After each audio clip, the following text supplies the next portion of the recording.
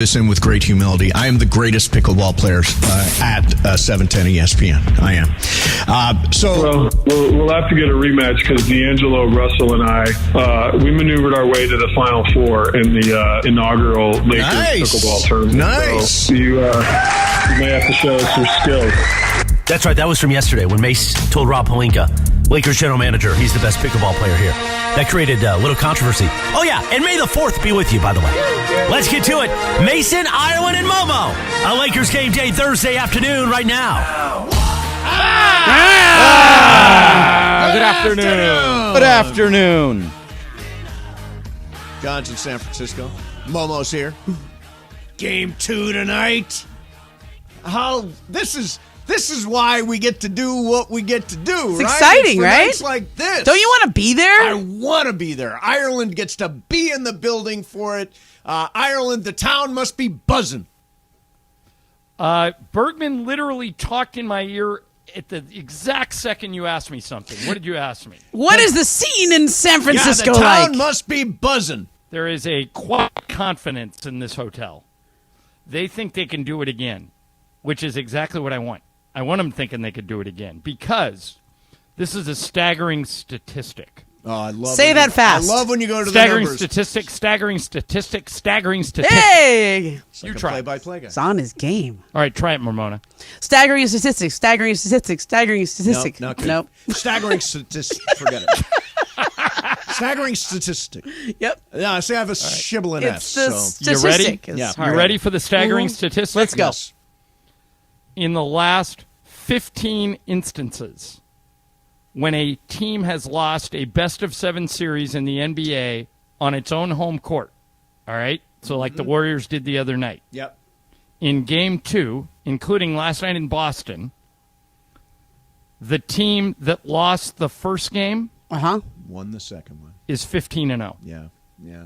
That's how hard it is to That is a climb this staggering hill. statistic. It is staggering. But And it's a statistic. it's gotta end at some point. I heard all these numbers about the greatness of the Warriors before Game 1, and we smacked them in the mouth. They also had 36 hours of rest.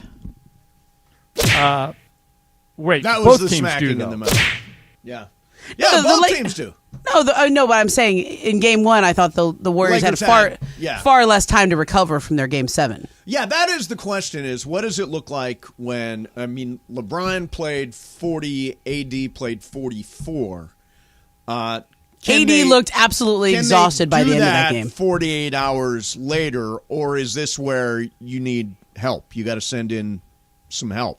Well, I don't know if you agree with me, Momo, but I don't think AD is going to play 44 minutes tonight. I think that don't was either. a one-time deal. I thought that was the Lakers saying they're tired. They just got done with Sacramento. They've had very little time to rest. We've been sitting at home for a couple of days. This is our chance to steal a game on the road, and they just threw everything at them. And to me, I've just covered the Warriors so long that I've seen them make these adjustments. Like I think I could see them go a little zone. Again, that worked. Well, they did at the end of Game 1. Yeah, that kind of worked. I could see them go. Sleewood just said go small. They could go small. They've done they that already before. did that.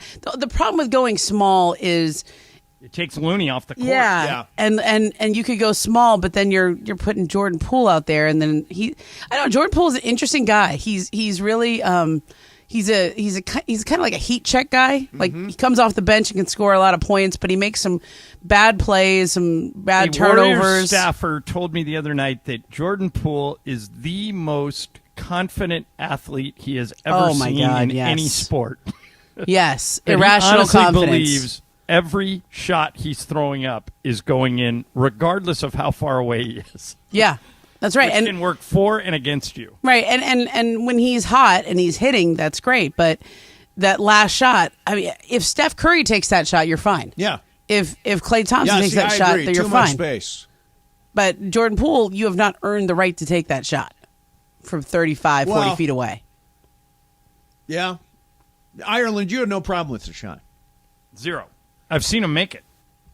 And they weren't going to let Steph shoot it. If you go back and look at that play, Austin Reeves and Jared Vanderbilt were over Steph like an umbrella. They said, we'll live with somebody else taking this shot. And it was Jordan Poole. By the way, Did you guys hear what Snoop Dogg said Yeah. before Game 1? All right, so think about this. It's before Game 1. Like, the game hadn't even been played, and Snoop Dogg said this. So we're going to be probably doubling Steph, and somebody else is going to be open. Jordan Poole, keep shooting. I like the way you've been missing, brother. See, I'm that? telling you, the weed gives you a Insight. sixth Added sense. intelligence? Insight Yeah. is right. The ability to imagine, to picture the future. I think it nailed just, in a lot of ways, it clears out all the clutter. Yeah. Then you just see Well, the light. It does.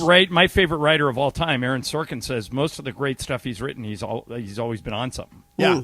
Well, a lot of writers. I mean, I Yeah. always think that if the way my mind works is I've got like if you go to my computer right now, I have no less than 10 screens open. Yeah. Right? And that's Damn, exactly Mike Trudell. That's exactly what's going on in my mind. I have many, many screens open all the time. But when I use cannabis, I can only focus on one screen. So it gives me a deeper focus into what I'm thinking about. Dude. Boy, that's stoner talk. Isn't Yeah, it? dude.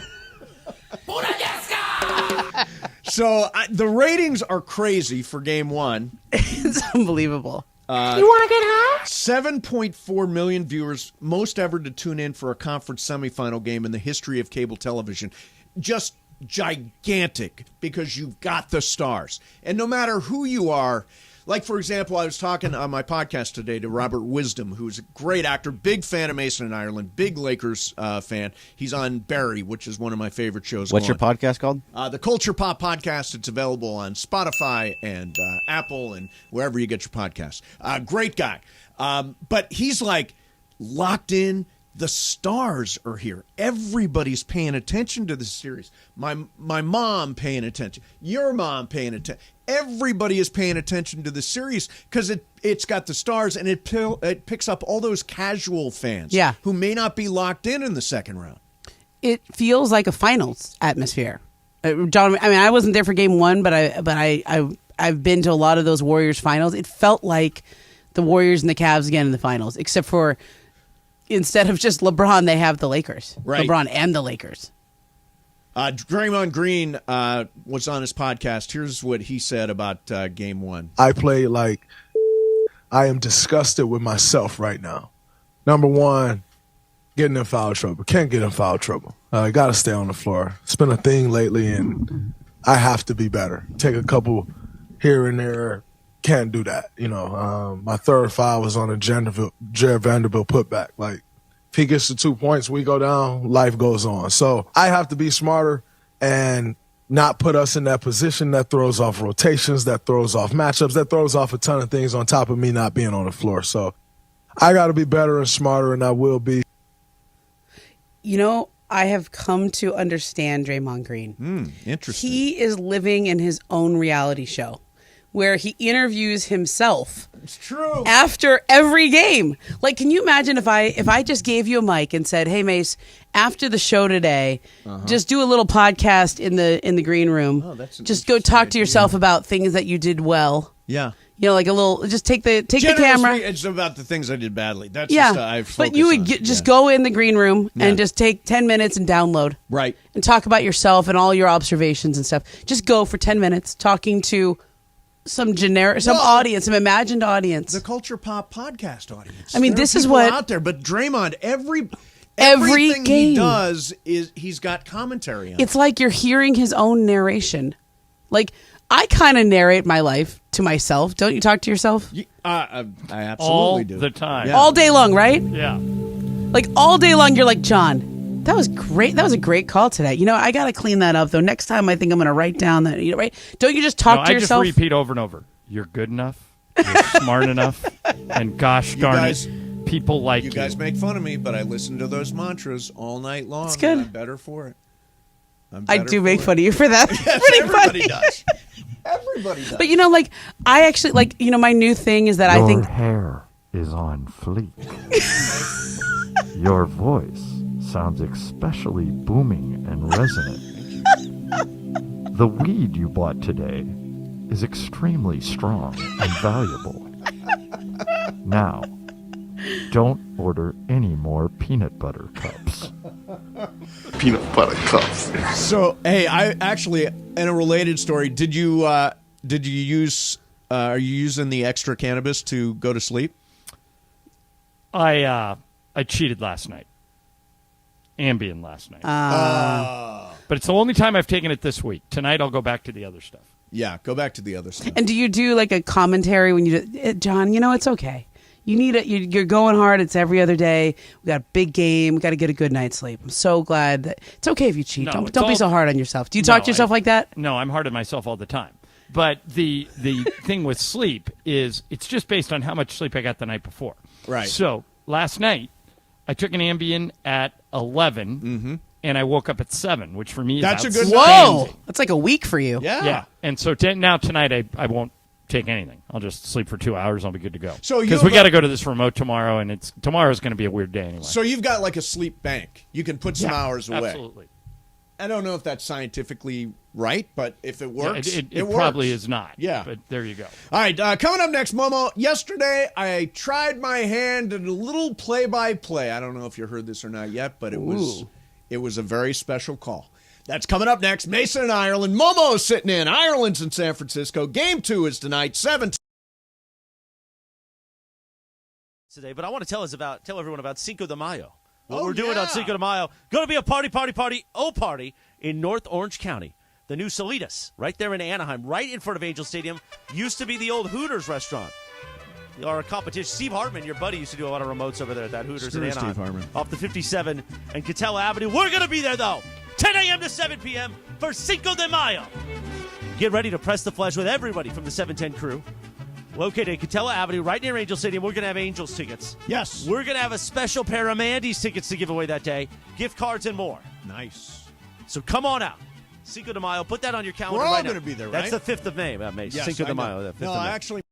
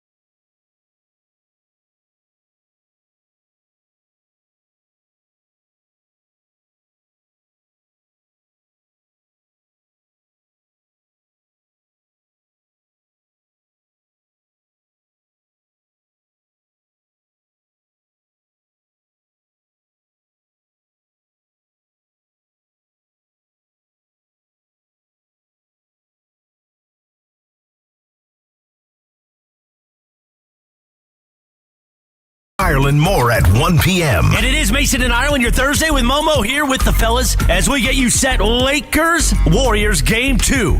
The Western Conference semis up in the Bay Area.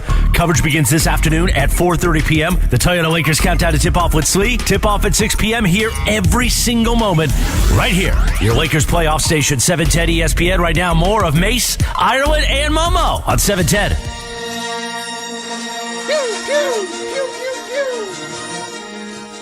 Star Wars Day. And we all have varying. Ireland, you've seen 6 of the 9. The first and 6. The big thing. And Momo, have you seen all 9? I think I have. Yeah, I've seen all 9.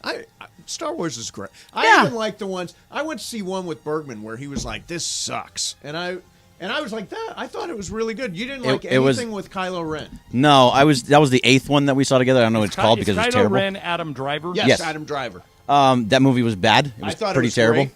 Loved it. You also just like everything. I like everything too. Yeah, but it was not a good movie in the slightest. It was fine, but it wasn't good. Do you think I like? I don't like everything. You like most things. I like a lot of things. You like but most I don't like movies. Everything. John, does he like most movies? Yes. Okay. I like most movies. A movie has. Well, I'm this way too. A movie has to be really bad for me not to like it.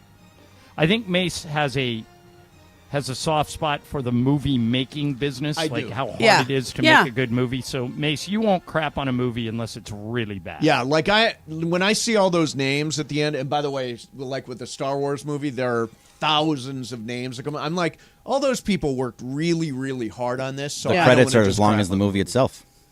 It's true. Yeah. So many people to take one of those movies. All right, so years ago, Momo, John, I was offered, as John knows, I was offered a play-by-play job in Major League Baseball for the Padres. And I didn't. I came here instead. But yesterday, I had an opportunity to do some play-by-play during the Dodgers-Phillies series finale. The Dodgers were tied 6-6. Max Muncy was at the plate. Our friend Craig Kimbrell was on the mound. And Ireland was on Twitter and actually saw already what had happened. Isn't that right, John? You had already known. Yes, I'm going to sound like a genius in this clip, but I cheated. So here is, I want you to listen to my part of this, okay? Here we go. Max Muncy's up with Max the bases Muncy, loaded. bases loaded. Okay. By the way, bottom of the He's going to hit a grand slam. Craig Kimbrell winds. Anybody want to bet me he's going to hit a grand slam? Swung on and missed. Wow. Oh, swung on right field line. This is my John Ireland is talking about swung on and missed? Grand slam. Swung on and missed. Yeah, where did the swung on and miss come from? Wait a minute. Was that English? Like, you talked so fast, I Well, could I was almost trying to not cover even. for the fact that I said swung on and missed. yeah. I said long drive right field. Yeah, but where did that's the swung exactly on what and that was. missed even come from? So here's what it came from. Ireland, I refuse to wear glasses. I'm not going to give. Oh my gosh. I'm not going to give up my pride by wearing glasses. So it's on the TV screen. I can't always see exactly what's on the TV You drive screen. like this? I do have. Yeah, I do. I do. Nighttime Great I wear glasses. point, Ramona. Daytime I don't. But it did look like a swing and a miss until he got a hold of it and went. Was the glare? Was there glare? It never looked Day like. game. What are you talking about? It never looked like a swing and a miss. He hit that out so fast it made everybody's head spin. I don't know what you were looking at. Yeah, I just couldn't It see. looked like a swing and miss to you, maybe. Yeah, no, it did look like to me. Mr. Magoo in there. Mr. Magoo. Don, Thank you, how often do you 1967. think a ball is like somebody made a basket, but it actually just hit the net? Yeah. Has that ever happened to you? Don't you ever sure. miss one? Oh, sure. Yeah. I just did happened it to the miss other one. night. I said, laid it up and in. No, it rimmed out. Yeah. Yeah. I just happened to miss one. It just happened to be the only one. Yeah, the only one You missed a you've ever grand slam. I mean, I it's did kind miss a of. grand slam. done. A grand Wasn't slam like a- walk-off. A walk-off grand slam. Why is Muncy running around the base? Oh, there it goes. Okay.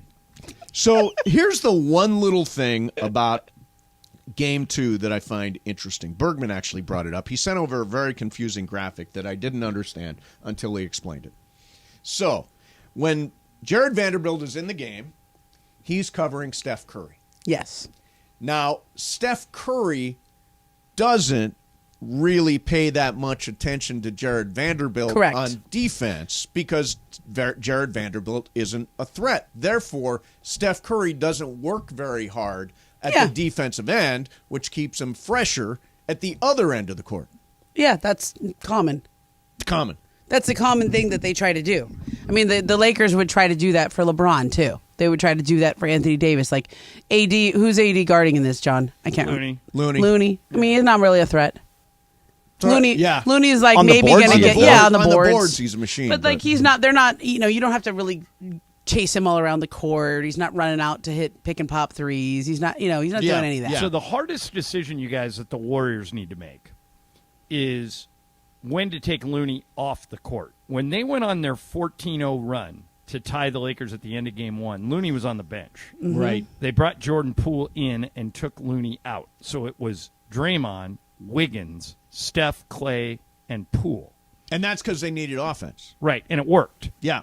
But if you take Looney out, you take away their one really, really good rebounder and the one guy who at least has the size to contend with AD. So that's a really hard decision for Steve Kerr. I think he's just going to have to feel out the game and see where it's going. But as a Laker fan, when Looney comes out, I'm okay with that. I think that's when we can make some hay. And Poole, as much as I like him, can go off the ranch. I mean, he can just start taking shots and doing crazy stuff. Yeah, he makes a lot of bad turnovers, a lot of poor decisions. He's also a bad defender. He's just not good on the perimeter at all. Are you surprised that when AD was out in the first half of Game 1 that they didn't put Looney in? He was also on the bench when AD was on the bench. He has to rest at because some I point. think that They right. want offense. Well, sure, but you can get every offensive board if he's on there. Yeah, but if I'm the Warriors, anytime AD comes out, I'm taking Looney out because that's where I can get Looney rest. You don't need and they started Looney. playing JaMychal Green, who didn't even play in the Kings series. Right. And no Kuminga at all. That's, I mean, if you think about this, the Warriors had 3 lottery picks: James Wiseman, Yep. Jonathan Kuminga, and Moses Moody, and none of them are doing anything. Yeah, Weissman's gone. Wiseman's gone. Yeah, they Kaminga got and Gary- Moody they got barely Gary Payton play. for Wiseman, so you can look at that as somewhat of a salvage. I guess. Yeah, salvage. But and I'm not giving up on Kuminga. I think he's got a chance to be good. Moody has been kind of a disappointment. They have a choice to make this summer, and we keep writing and Multiple saying choices, right? Yeah, a lot, and we keep saying oh, this could be the last dance of those 3 guys. And from what I've seen in these playoffs, you just keep those 3 guys together as long as you can and retool around the edges. I mean, I think the guy who you tried, I don't know if they can get much for him, is probably Poole. That's the guy they should move. No, they should move Kuminga, or they should move Moody. I think the guy they might move is Clay. They might, but he's $43 million on an expiring deal. You're not going to get much for him. Plus, if you take Clay off the roster, then you're still way over the luxury tax. It's not really solving your problems. You're just getting less luxury tax. But I don't think it even gets him under that. We're going to talk about this all the time with the second apron. Yeah, the new CBA is incredibly restricted. Yeah. And the 2 teams that are going to be affected most by it are the Warriors and the Clippers. Yep. Those 2 teams need to be broken up, basically. It's just a matter of how you break them up. Momo, I don't think the Momo Clippers... just yawned. Yeah. No, that's because I was doing my gardening before I came in here. So, I'm kind of tired. My arms are sore. I'm tired. Drift away during second apron. Yeah. Second apron talk. Oh my God! Sounds like a meal delivery service, doesn't it? Second apron. Yeah, try second apron. I don't think the Clippers can keep Westbrook unless he agrees to a minimum deal. Momo, Right? do you? Yeah. No, Yeah. I don't think they can sign him for anything more than that because they don't have his bird rights. He's if he stays, we got second aprons and bird rights. Oh yeah, this is some serious nerd talk. We are going to go wonky. Let's call Bobby Marks. Oh yeah. I think Clay is the guy that people think they would move, John, but I really think the guy they should move is Poole, because he's the young player who he's making $30 million a year for the next few years, and I think we've seen enough to say he's not cut from the same cloth as those 3 guys. Right, but then what do you have left? Whatever you get for him. Yeah, maybe. And I think you should the just core 3. And maybe you okay. I could name you 6 teams that would want Jonathan Kuminga and would give you something, right? Oklahoma City, Utah, San Antonio. Those are the kind of teams that you could trade him for a vet Hey, And Ramona, can you explain why it's going to be hard for the Lakers to sign Austin Reeves, or is it too in the weeds? I don't think I can explain it very easily, Yeah, but it's I too in the can. weeds. Yeah, it's pretty weedy. It's going to be hard to keep him. Just know that. I think they can, and I think Austin wants to stay, but he's going to get offered a lot of money by other teams. Basically, what's going to happen is okay. Let me see if I can do it easily. Okay. Some other team can offer him a contract that is like very backloaded. $18 million in the last 2 years. They can do what's called a poison pill contract. Like you just kind of the last 2 years is like a ridiculous number that the Lakers would never want to hit. So the best example of that is Tyler Johnson, who did that with Miami. You know, you'll go something. I'm just going to make up a number, but let's say 10 million, and then 27 or something. Right. You know, something crazy like that. But they can match any deal, right? Yeah, they can, but it would cost luxury tax, but they can match any deal. So I think they'll try to re-sign him. It's just as John said, it's going to be hard. Okay. Coming up next for you, going to spin the wheel of questions. First, though, I want to make sure everybody knows tomorrow we are live. We are on location. It is Cinco de Mayo, and we are at Solita Tacos and Margaritas in Anaheim. We're giving away Angels tickets. We're giving away tickets to the Mandy Awards, which are very hard to come by. It's completely sold out. We got Solita gift cards and more. It starts at 10 a.m. Join Travis Lee, me and Ireland. Ireland will be back from San Francisco. Shadano and Cap, the entire 710 crew at Anaheim's hottest new restaurant, Solita Tacos and Margaritas. Light the fire within and feed your soul. Wheel of questions next. Mason and Ireland, 710.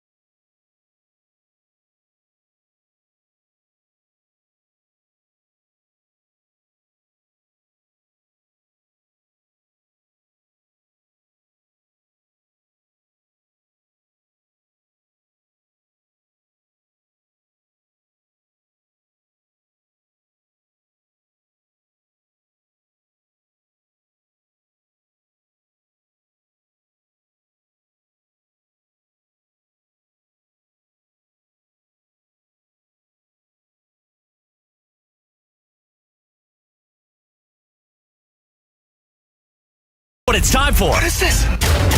It's time for Wheel of Questions. Producer Jorge, are you ready with that wheel? Hit it. All right, it's my wheel today. I never know what's going to come up, and interesting. I think this is appropriate for all of us. So, I saw this headline go across. I think it was AV Onion, which is one of my favorite pop culture websites, and it says this: significant details about the series finale of Succession have been revealed. Here's my question. Huh.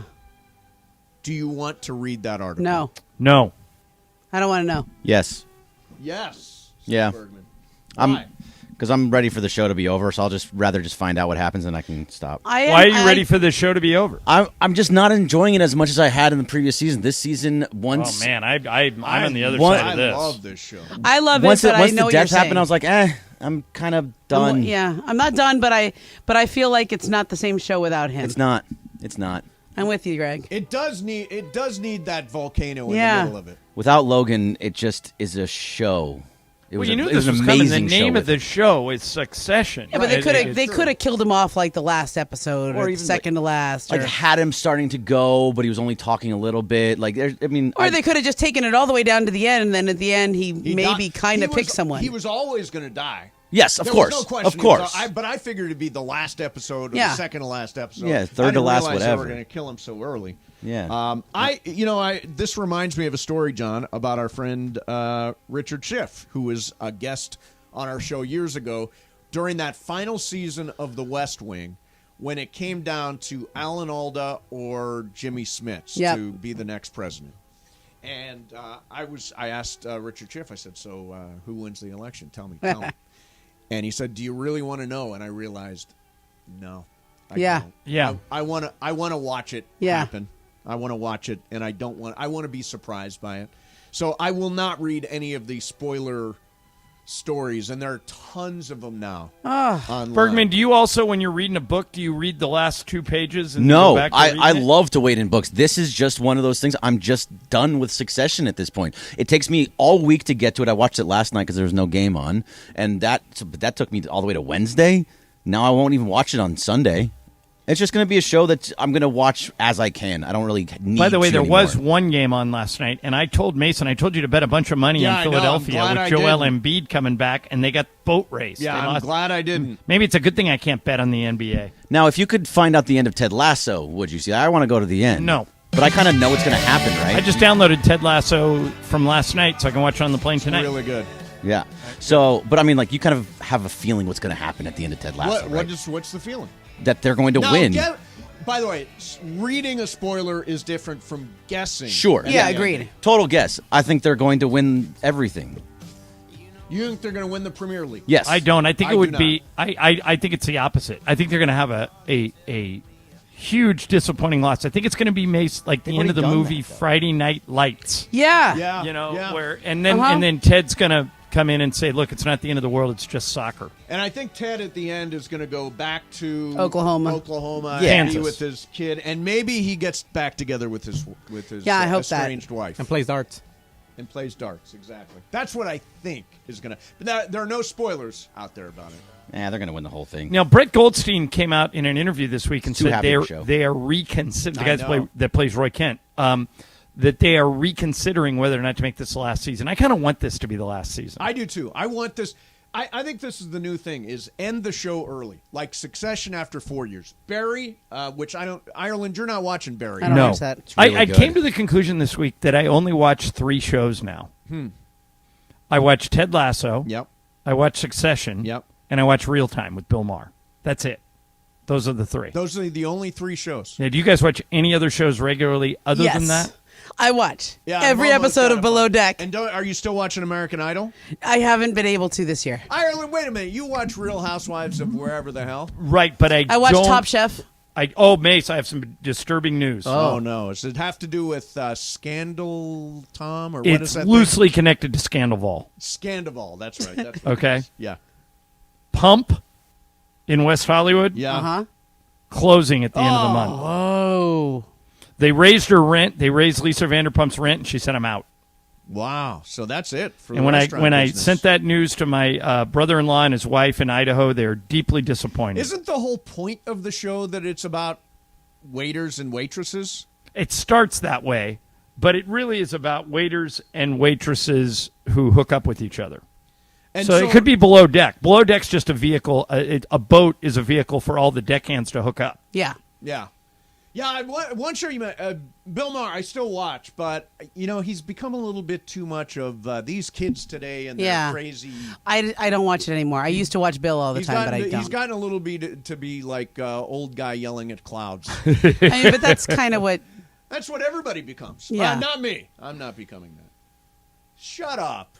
I didn't say anything. You made a look like I am becoming that guy. Yeah, you've been that guy for a couple of years. But then you'd yell at the grass, but then you'd switch and yell at the clouds again. Your Back and yell at the grass wait a minute. again. Your response to "you've been that guy for a couple of years" is to yell "my ass." Doesn't that kind of prove my point? Yeah. Well, Momo made a face. I never want to be the your these kids interpretation. Today guy. Your interpretation of my face says more about you than it does about me. Because I was not thinking about you. Mason actually did you a favor yesterday, Momo. What'd he do?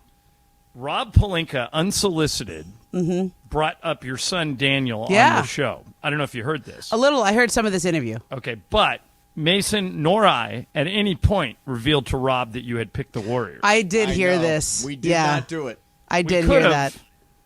He We brought up Daniel? Yeah, here it is. All right. Here it is from yesterday. So, Rob, I'm a really superstitious person. Like, if I'm in the bedroom and the Lakers are losing, I move to the living room. If I'm in a bar and the Lakers are losing, I'll switch from tequila to bourbon. Are you superstitious? Okay, so I saw you talking to Ramona Shelburne on the floor last week during the Memphis series. And if you talk to Ramona on the floor and the Lakers lose, do you avoid her the next game? I was talking to Ramona about her amazing son, who I understand is a Lakers fan, and she told me earlier today that despite a lot of folks picking the Warriors in this series, her son was a diehard Laker fan. So shout out to him and Daniel getting inspiration. Yeah, it's a substantial fan there. See, hey,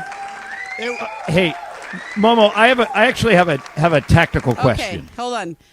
We were texting earlier that day, and I said he said, "I hope your son is watching the series," and I said he picked Lakers in 7, and I told him, because I tell the truth, I had Warriors in 7, so we'll see if the kid knows more than mommy. Well, that's very nice of you to admit. So you Okay, acknowledge so that. I tell the truth. Momo, I have a tactical question. Yes. All right. Your younger son, his first name is what? Jacob. Jacob. So Daniel is the older one, and Yeah. Jacob is the younger one. So when Daniel was born, I sent you a bunch of Lakers gear for Daniel. Yeah. And I feel kind of bad that I didn't do it again for Jacob. But Daniel outgrew that stuff a long time ago. Yeah. Will you let Jacob wear the 100%. hand-me-downs from Daniel? Everything Jacob wears is from Daniel. I got him very few new clothes. Like that's the thing. You have the second kid, and he's also a boy. Yeah. So all the clothes are like most clothes babies only wear a few times anyway. Yeah, right. Michael told me a great story. Michael Thompson has 3 boys. Oh, right. Michael, Trace, or Michael, Yeah. Clay, and Trace in that order. So he said when Mikey was born, they went out of their way, and so did everybody in the family, to get him the new bouncy chair, the new, whatever all the new baby gadgets are. And so when Clay came along, there was less of that because Mikey had already gotten all the top-of-the-line stuff, so they just kind of handed it down to Clay. They said by the time Trace was born, they would just get like an empty box from Amazon and say, "Here, go play with this." Seriously, that's true. And the truth is, I realize most of the stuff you get, you wear like 1 or 2 times, and then it goes into a bag because they get too big or you have too many clothes. And so it's such a waste. I was actually really glad I had another boy. I'm we'll get some good use out of this again. Hey, Momo, by the way, have you this will be the first time you've participated in 2 o'clock call of the day, isn't it? I did this once or twice. Okay, this will 2 be o'clock call of the day. All right, so it's coming up. I'm excited for it. So right now, time for the 2 o'clock call of the day. Now, what we're looking for is passion, animated rant. I love the rant of the day you guys did the other that night. rant was great, wasn't it? Great. 877-710-ESPN. 877-710-ESPN. Bergman always gets a sour look on his face during 2 o'clock call of the day. Because he hates calls and he hates guests. I'm smiling. If you look on the YouTube, I have a big smile on my face. Like, I hate but look at that. Yeah. Yeah, he's big. Fake smile. 877-710-ESPN. Big night, Game 2, Lakers, Warriors in San Francisco. Ireland's there, me, Momo here. 7 The smoke and good times are back at Morongo on May 21st. Enjoy cigars from the world's finest vendors, scotch sampling, delicious food, hosted by big game James Worthy. Get tickets now on Ticketmaster. Morongo, good times.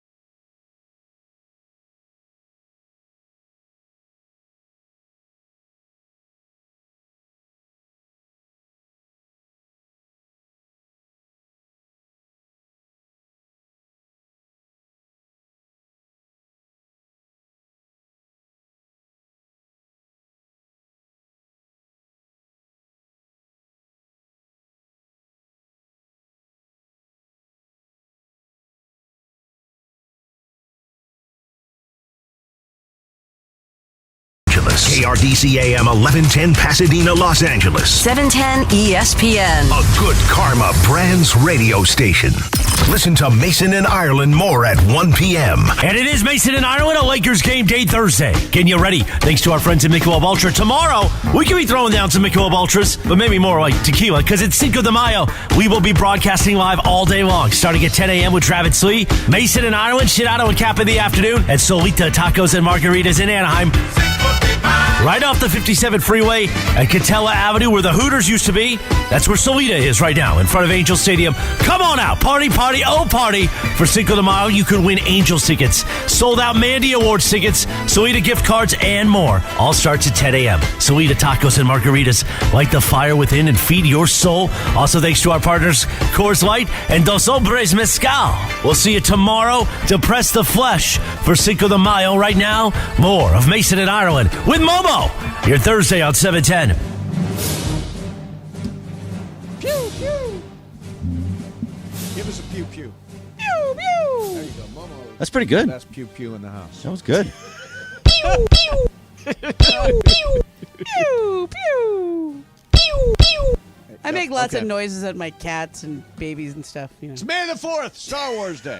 It's also Game 2, Lakers versus Warriors tonight in San Francisco. Momo's hanging out.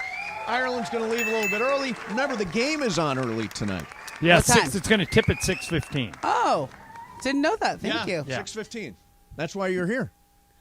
Yeah, I guess so. Yeah. So at 2 o'clock call today, we are ready. I want to mention real No quick. idea. I would have just gone home and thought it was at 7. We are 7:30. on YouTube today. You can watch the YouTube stream live presented by LAFD. Go to joinlafd.org for more information. All right, 2 o'clock call today. Momo, pick a number 1 to 9, any number. 3. Number 3.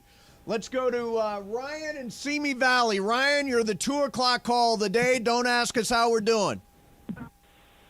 All right, I'll just get right into it. Diehard fan. There's a lot of fans here in Simi Valley, and this is a game tonight where us as Laker fans can finally believe in Anthony Davis. He needs to come out and play the same way he came out in Game 1 and show us Laker fans we want him around.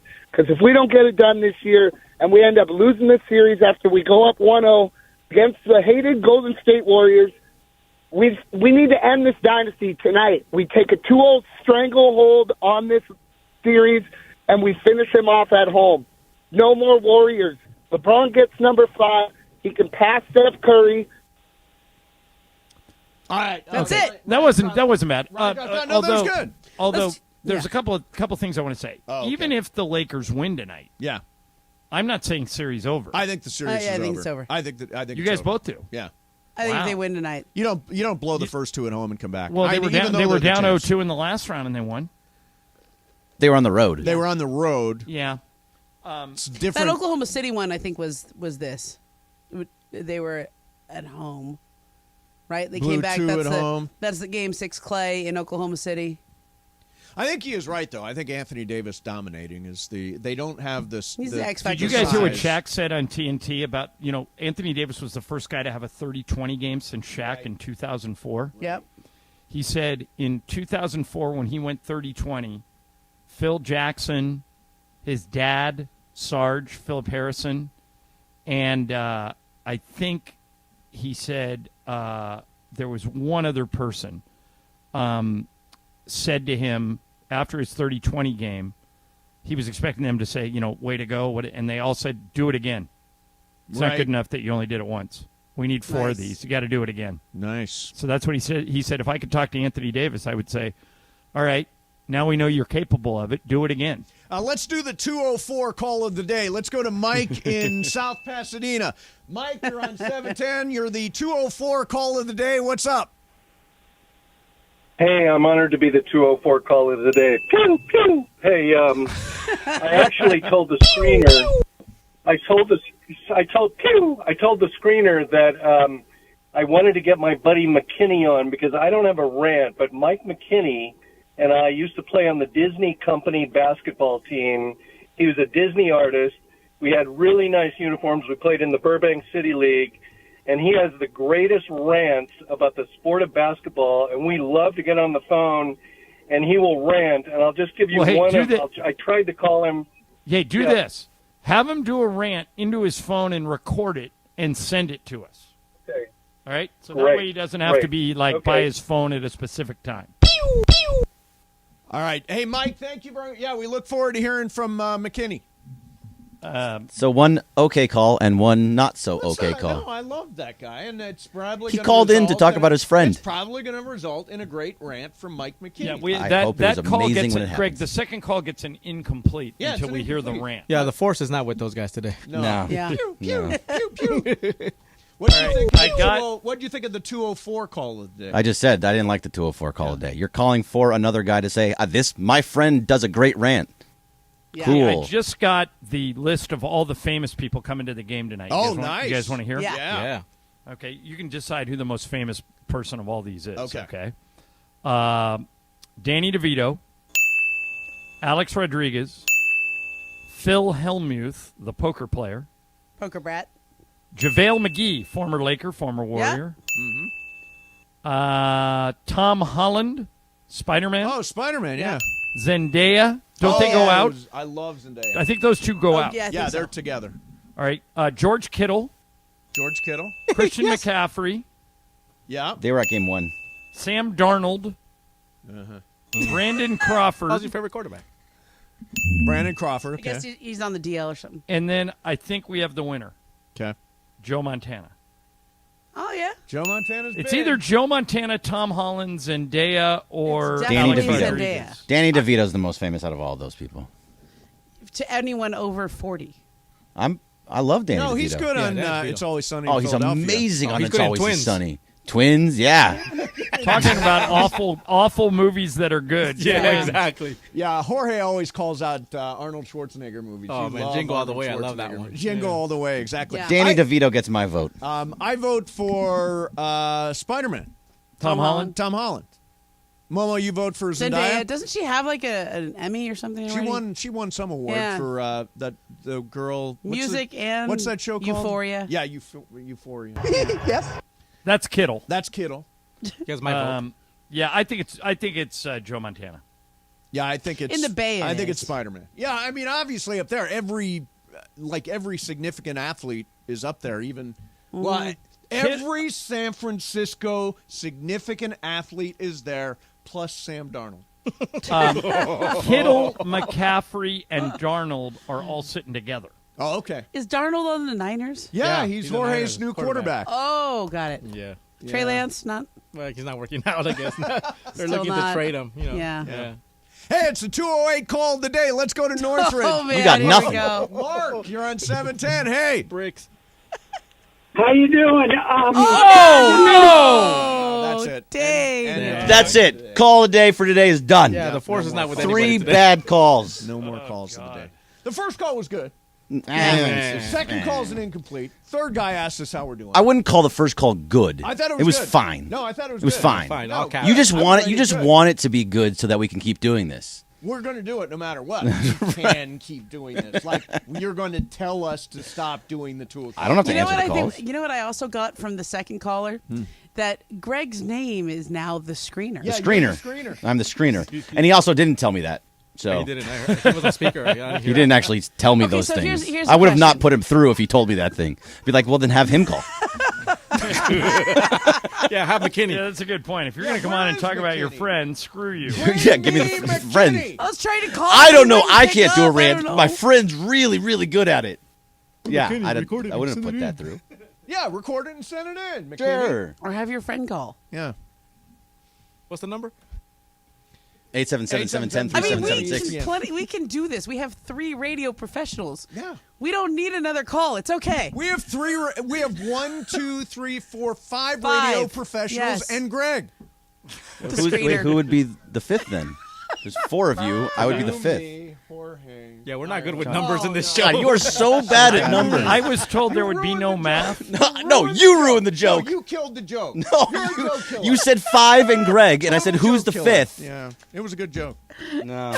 There was a good joke in there. There somewhere. was. You just didn't Yeah, nail it. just didn't nail it. Did not stick the landing on that joke. Did you hear the Rob Pelinka? It's Rob Pelinka Day. Did you hear so the Rob funny. Pelinka exchange about Scott Kaplan turtling at the I game? did. I heard this part. Okay, so here let's play this. Yesterday, if you missed it,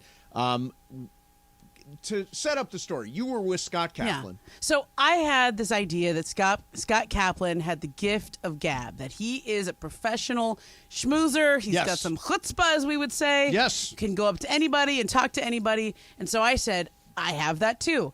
Let me be your entree. Yes. I'm going to facilitate you talking to people that you don't know. Right. And I want to see Scott Kaplan in action. Yeah. Scott Kaplan, there's Rob Pelinka over there. You want me to introduce you? He was like, no, I'm good.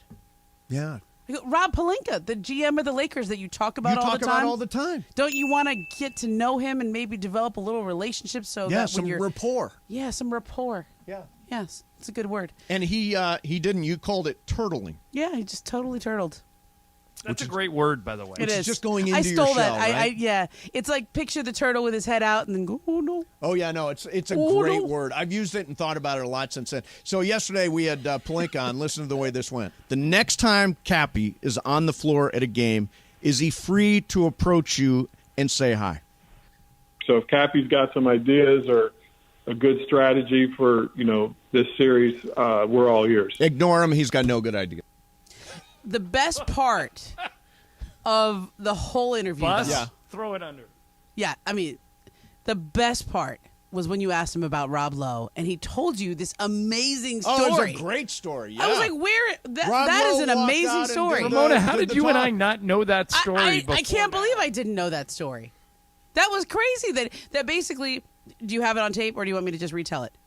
You have it on tape? Yeah, let's listen to Rob. Rob Lowe was at the game last night, And for ever since you got the GM job, people have been that's a huge compliment that they compare you to Rob Lowe. Yeah, they put you in a split screen with Rob Lowe. Have the two of you ever met? Do you guys laugh about it, or have you never talked to him about this? It's funny.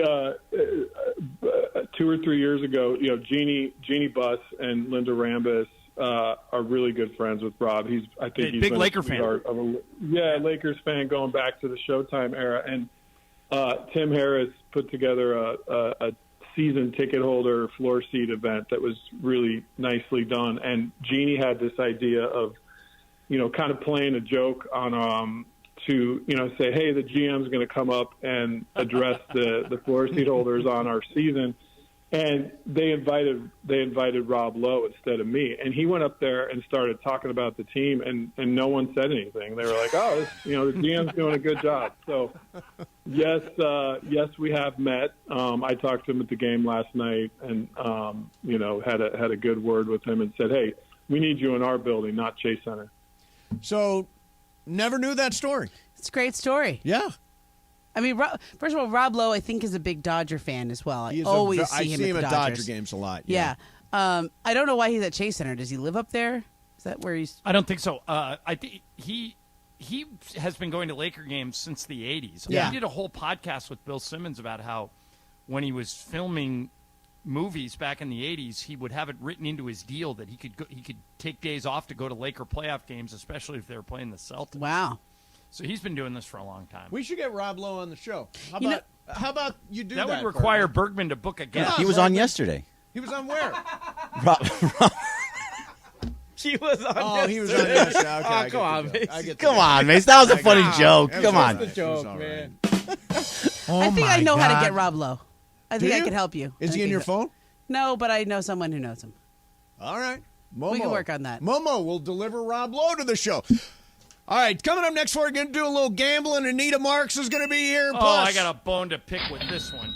Plus, Coors Light and Topo Chico are giving you a chance to see Shohei, Trout, and the rest of the Angels play the Rangers tomorrow night on Cinco de Mayo with Scott Kaplan, Boss Amanda, and more. Here's how you win. Call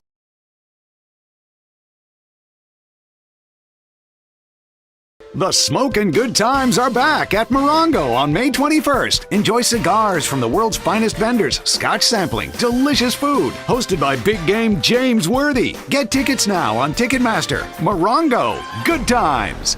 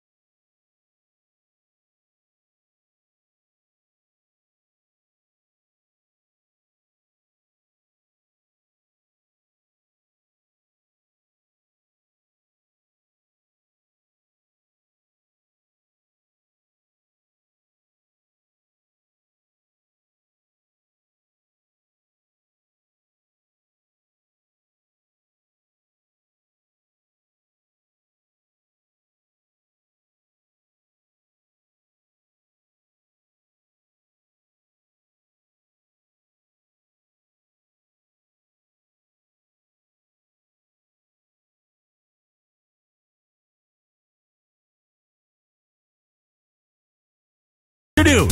Sandwiched between Travis and Sliwa and Sonato and Cap. Mason and Ireland continues now. The show's a little bit like the Cantina today. Yeah, they're kind of all over the place. Kind of all over the place. Hey, but Bunch let's of weird characters. Hey, let's get Speaking to of weird characters. Yeah, let's get to Anita because I got a bone to pick with this lady. Anita. Anita, are you there? With me? You. With you, me? Anita Marks. Why? He's coming for you. Why me? What, I've what did I never do? been. I've never been more bent at you than I am right now. But there is a way that you can make it right. So yesterday, I'm sitting here in San Francisco doing the show. I got a big TV monitor in my room, Right. and you pop up on ESPN, and you look good, by the way. Well, thank you. I got my hair did. Yeah, so your hair looked excellent. Thank you. Except you had a very ugly Boston Celtics T-shirt on for the entire show. Now, look, you're on the Lakers station every week. Yeah. I know you bet against L.A. at every turn you get, but this was just blatant taunting, showboating, picking. So here's my offer for you to make it right. Wait, I have a question. Yeah, go ahead. Did they win? Did they win? Did they win? Did they cover? Yeah, but Yeah, Anita. they did. Oh, hey, no. So understand. I have no allegiance. I have no allegiance to any team. I wear shirts on Daily Wager. They're from 500 level. They're with they're with. You've taken so me where I want to so go. You've taken me where I want to go. Do you have yeah, a so I 500 wear shirts level based on Lakers teams shirt? I think are going to win. Okay. Not who I'm rooting for. Well, Okay, yeah, I'm rooting Anita, for it because I want to win money. Do you have a 500 level Lakers shirt?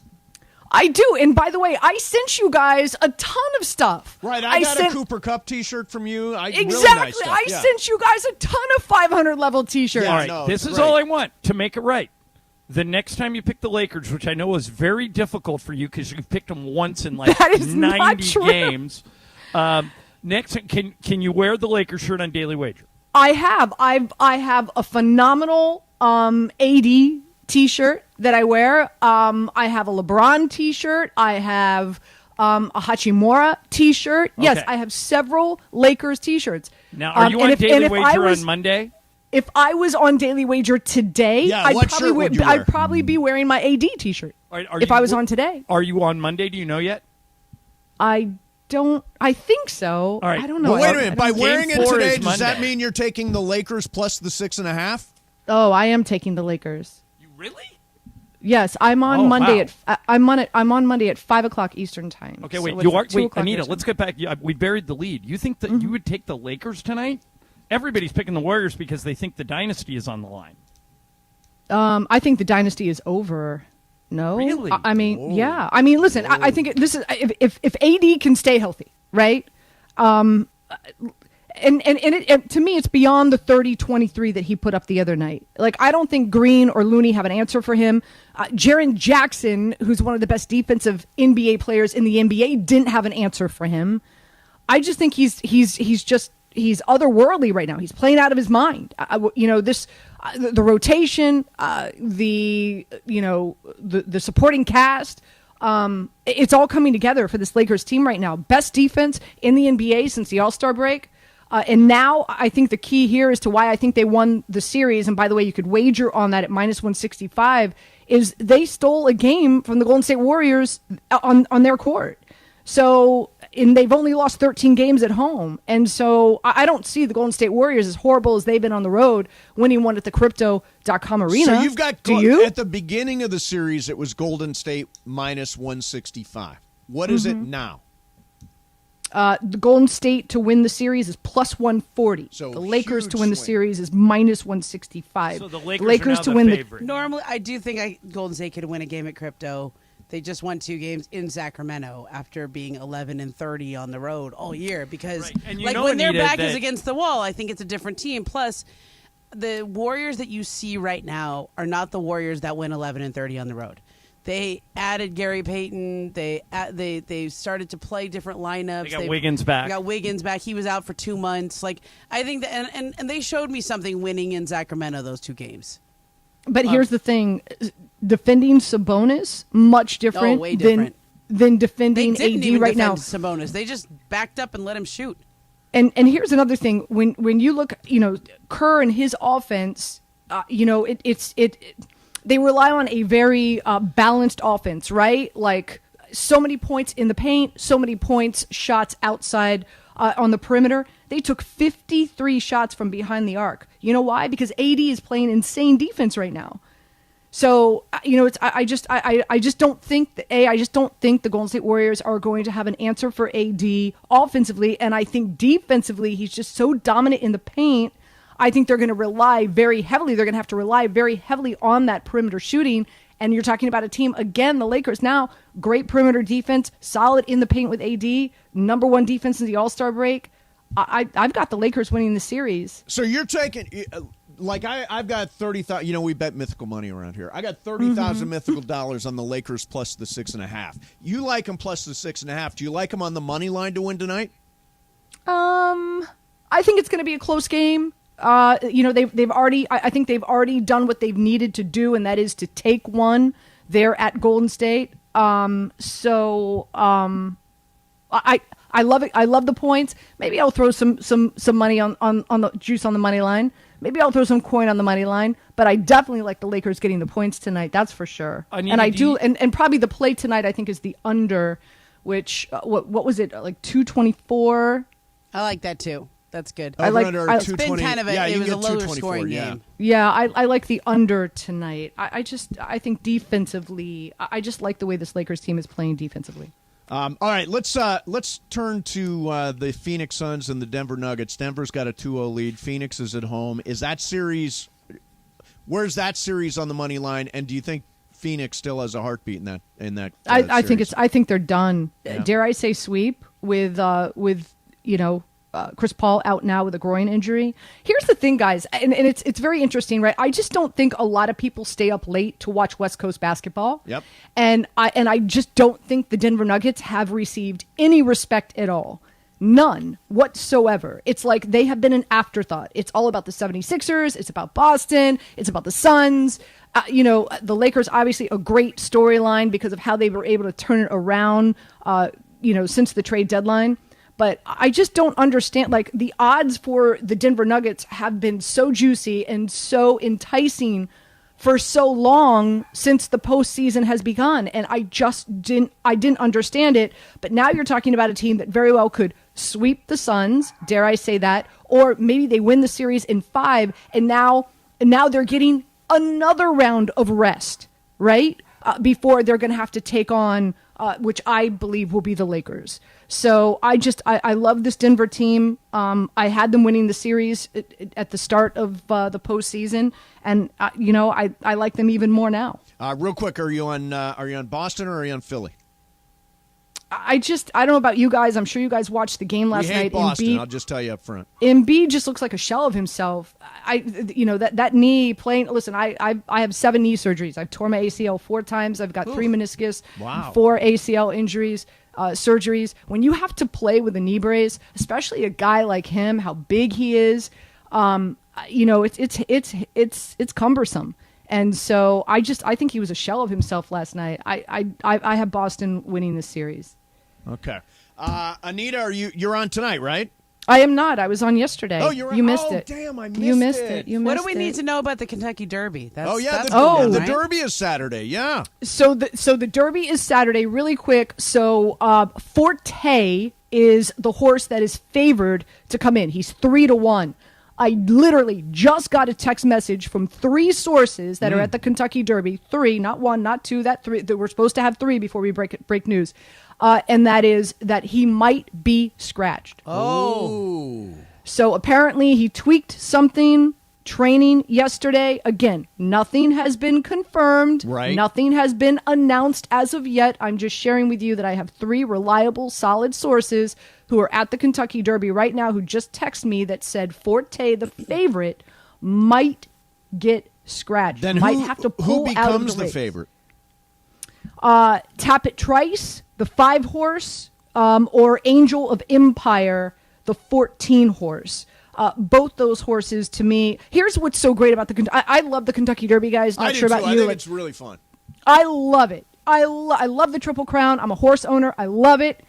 What's so great about this race this week, this Saturday, is that it is a lot of parity. There is, like, Forte was favored, but not head and shoulders like a monster above everyone else. This is such an open field. You're going to have 20 horses. It's going to be fun. It's going to be wide open, and it's going to be fun to watch. This is how I would play it really quick. I'll leave you with this. Okay. I would play a $1 5-horse trifecta box. Oh, you're talking to John Ireland right now. He loves stuff like this. Yeah, no, this is great. $1 5-horse trifecta box. You can buy it for $60. I would go Angel of Empire. That's the 14-horse. I would go King's Barnes. Hope you're writing this down. Yeah, that's the 6-horse. Yep. I would go Derma Sotogake. That is the Japanese horse, number 17. I would go Tappet Trice, the 5-horse, and I would go Verifying, the 2-horse. So that means if one of those 5 horses wins, you get... Well, you need 3 of the horses. You need 3 of the 5 to finish first, second, and third. Yeah. Okay. All right. That is a smart and savvy bet. Anita, do you own a fascinator since you're into horses and all that? Are you a hat person? I've been to the Kentucky Derby 3 times, and each time I go to the Derby, I borrow a hat. I don't wear hats enough where I'm going to throw $500 to $800 down. Is that what they cost? Oh yeah. Wow. Some cost into the thousands, Ramona. That's so crazy. yeah, I just don't wear hats enough where I'm going to throw that kind of change on a hat. But I am not shy to borrow. I am not shy to say, hey, Ramona, let me come over to your closet. I need to borrow a hat. I am not shy enough to say that. I don't have a fascinator, but I would like to have one day. I can get it on Rent the Runway. All right. We'll pass the juleps. Anita, thank you very much. Glad you're right about the Lakers for this series. Yeah, let's go. Let's go Lakers. All right, cool. There is Anita Marks, our regular gambling expert. She owns horses. She gave us a 5-horse I learned a lot of things box. today. Did you? I didn't know what a 5-horse trifecta box was. Didn't you really? Oh, no. Yeah, me and Ireland have played the ponies. Not very successfully. Not successfully, but we played. That's the important thing. All right, coming up next for you. I saw something at the Philly-Boston game last night that I'd never seen before, and I think is cool but annoying. We'll do that coming up next. Hi, I'm Olympic gold medalist April Ross. Many people think of athletes as heroes. They look up to them for inspiration and to see the possibilities of what they can do. But if I'm a hero, who is my hero? To me, my heroes are the firefighters who protect our cities and homes. My fiancé is a firefighter, so I deeply respect and admire what he and his colleagues do and accomplish every day on the job. Los Angeles needs more heroes like him. Do you think you have what it takes? To learn more, go to joinlafd.org. Be a hero to your community. I look forward to being able to cheer you on along the way.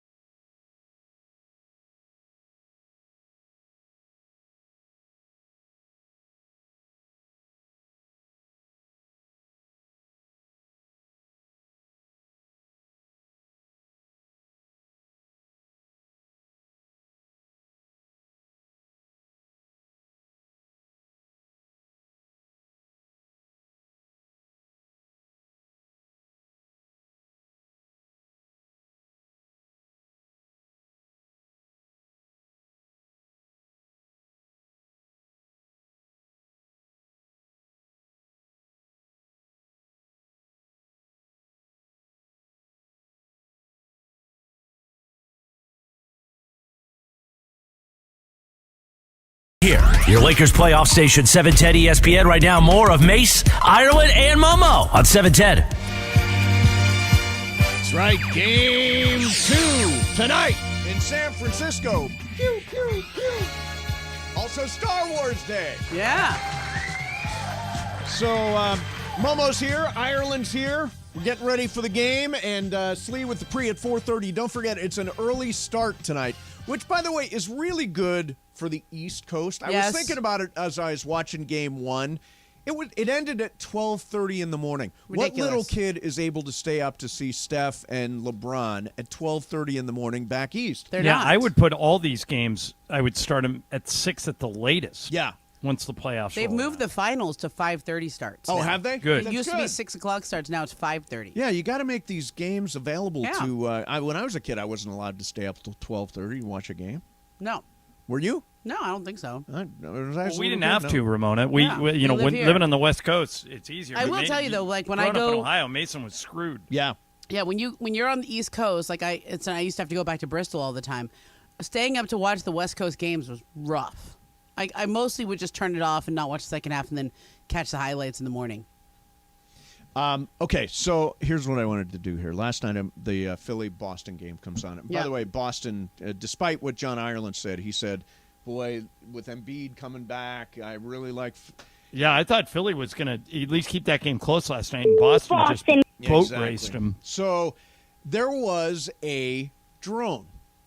Now, I don't remember seeing a drone before at a game. It was flying around, and it took really cool shots. Yeah. But it just bothered me. It was in the middle of everything. It's like not the spider cam you can ignore at an NFL game. You couldn't ignore this drone. It kept catching my eye, and then I would follow the drone instead of the game. Did you notice it, Ireland? I didn't, but I don't like it either. I think anything that interferes with the actual view that the fans have of the court, or it's flying around Totally over agree. the players' heads, we don't need it that bad. Also, all it takes is one time for that drone to malfunction and hit someone in the head. Right. And Somebody's maneuvering. Here's why this stuff screw up the happens. game. TV money is off the chart high. I mean, they pay whatever. Yeah. So whenever TV says, "Hey, we want to do X, Y, and Z," the NBA says, "Sure." So if TV literally said, "We want to put a headband on the referee's head and have a camera on it," Scott Foster will be running around with a headband with a camera on it. Right. Because TV rules everything. So somebody in TV obviously said, "Hey, we want to get these really cool drone shots." And Adam Silver said, "Well, you're paying us $1 billion. Go ahead." Yeah, I mean, that's why the MVP. So let me go on a little rant. Should I go on a rant? Yeah, sure. Rant away. The MVP has traditionally been handed out on the off day before the home game in the second round of the winner. Okay, so for Philly, that would have been Thursday today. Yes. They play their first home game of the second round on Friday.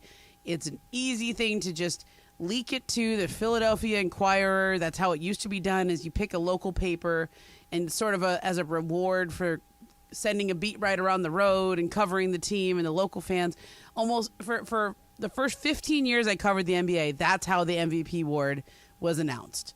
It was the local paper of record in the winner's hometown, the off day before the first home game of the second round. It was like predictable. Yeah. Now all of a sudden, they announced Joel Embiid had won the MVP on on Wednesday, before a game. So on Tuesday, and then Wednesday was the game in Boston. Right. So he has to do his MVP press conference from the visiting locker room in the Boston Garden. Right. All the shots behind him are the Celtics paraphernalia. Yep. He wins the MVP, and it's like, congratulations, you have a road game, and your home fans don't get to cheer for you, celebrate you. Yeah. And the only reason they announced it like this is because TNT gets to announce the awards. Yeah. Right. And in the playoffs, TNT has Monday to Wednesday, Yep. and we have Thursday through the weekend. They get those 3 days, we get the 4 days. Again, TNT TV money controls the day.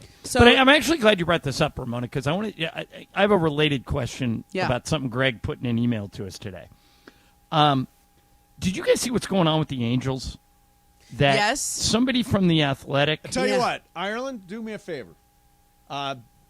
It's time for What's Up, Fool, and Bergman's actually got that in What's Up, Fool. So you want to hold it? Up to you. Okay, let's hold it. We'll do it next. Bergman's like, Oh no, it's okay. I have other questions. I have other questions. Okay, you can then do let's it. do it. You can do it. Okay, You can let's do do it. it. All right, do Sorry. it, John. Go do ahead. it. Here's my question, Ramona. The Angels have decided that they want to know the questions in advance that these reporters are going to ask their players and coaches. And they asked for the hitting coach because they're doing a story on Anthony Rendon. And why he can't hit any home runs anymore. Yeah. And the Angels said, well, give us the questions in advance. And the reporter said no. And so they're not going to interview the hitting coach. Momo, if I'm that outlet, if I'm The Athletic, if I'm the Orange County Register, I'd pull my reporter. Why? The Angels, it's even the more than Angels that. need coverage more than the reporter needs the Angels. So the story is, it's not just that they wanted the questions in advance.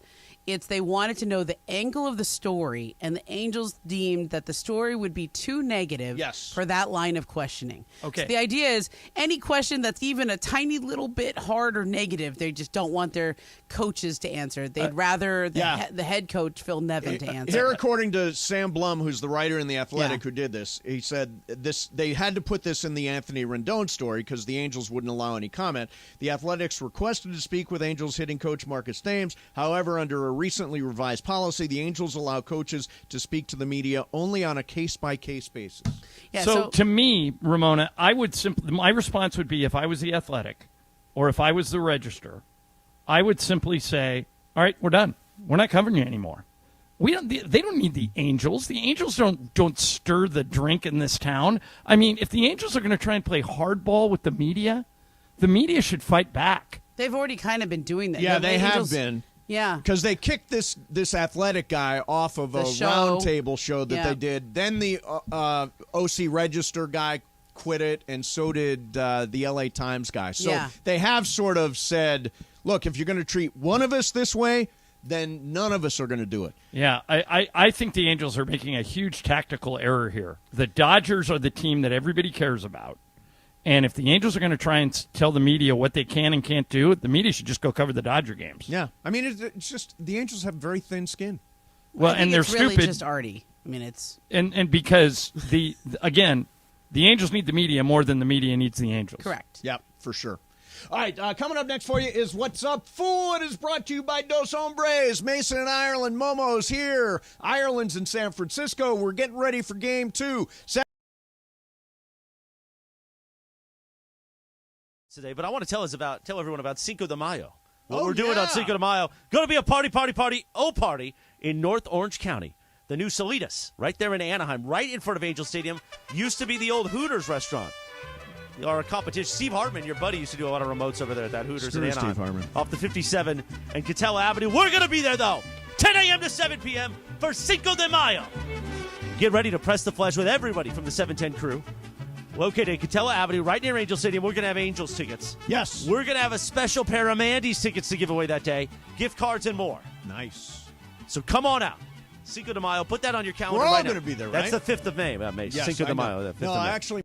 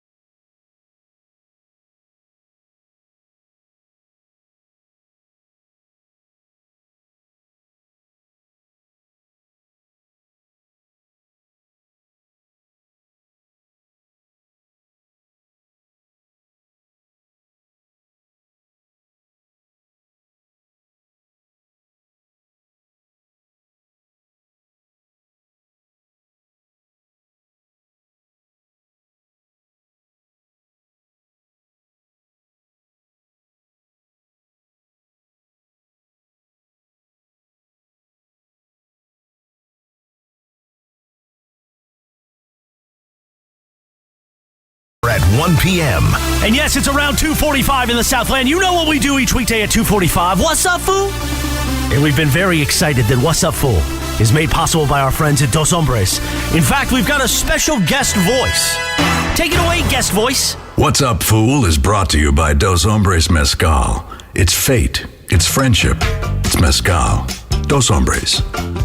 Look at that. How do I follow that? I don't. So I simply say, take it away, Corporate Greg. Thanks, Chris. Is that the first time you've heard that, Momo? Mm-hmm. How amazing is that? It's the I've best heard some of open the- on the station. I've heard some of the Cranston stuff. It's great. Yeah, it is. Every single one, he's just nails it. He is the voice of the Mandy's this year. Inside the room, you will hear him announcing the awards and all that So if I stuff. win fill-in host of the year, it will be Brian Cranston Yes. saying my name. He's going to know my name. He's going to know your name. All Do you right. think he actually knows my name now? Does he listen to the station? What's up, fool? He does listen. Probably doesn't He know does me. listen. All So, right, what's up, fool? In 2013, Peyton Manning threw for 5,477 All right. yards, which is the all-time record in a season. Lamar Jackson's best passing season was in 2019 when he threw for 3,127 yards and won the MVP. He now has OBJ, Rashad Bateman, Zay Yeah. Flowers, Nelson Aguilar, and a whole bunch of other guys that he says he wants to throw for 6,000 yards this season. 6,000 yards. Do you think this is possible, especially with how often he uses his legs and runs? Nobody's thrown for 6,000 yards. But, I mean, if you want to set the bar high, go ahead. But, I mean, it's the old line, over-promise. Under-deliver. Under-promise, over-deliver. Right. Oh, Yeah, he's Is doing what the you want. opposite. He's doing the Yeah. opposite. Yeah. Yeah. He's over promising. Yeah, I mean the thing is, if he wanted to try for 6,000 yards, he would actually probably not run as much, which Correct. is a huge part of his game. So I think you want a more balanced attack with him. You want him to run and throw, but by running, he's going to throw less. Yeah. Is that I mean, your response to the whole That's question? well, I thought that was a great answer. Oh, okay. I agree. Look, I could give you the whole, that sounds a little like LeBron with the not 5, not 6, not 7 rings. Right. Like just go play. Just go play. But I like hype, and I like the fact that he puts it out there, especially after his long contract dispute. Yes. You know? He's got to be feeling pretty good today. Yeah, Walked he's in, feeling signed the good. deal. Yeah. I kind of wonder, like, when you have such a messy battle with your team, Yeah. how does everyone in the building feel about it? By the way, one of the things about Lamar that we talked about off the air, I don't Yeah. know if we said it on the air, but no agent saves 10%. Yeah, makes a Good for difference. him. Gets a little bonus. I've thought about that. Have you ever thought about that? Like, oh man, you know how I can get a raise? Not pay my agent. Yeah, right? I've thought about it. I want a buffer between me and I know, me too. and them, us and them. So wait, John, so you don't think that anybody will ever throw for 6,000 yards? You don't think like Patrick Mahomes will do it? I don't think this year anybody's going to Okay, not this year, but do you think ever someone will throw for 6,000? Well, the game keeps moving till more of a passing league. Right. If anybody could do it, Mahomes could do it. But you said Manning was under 5,000, right? No. He had 5,577. 5,477.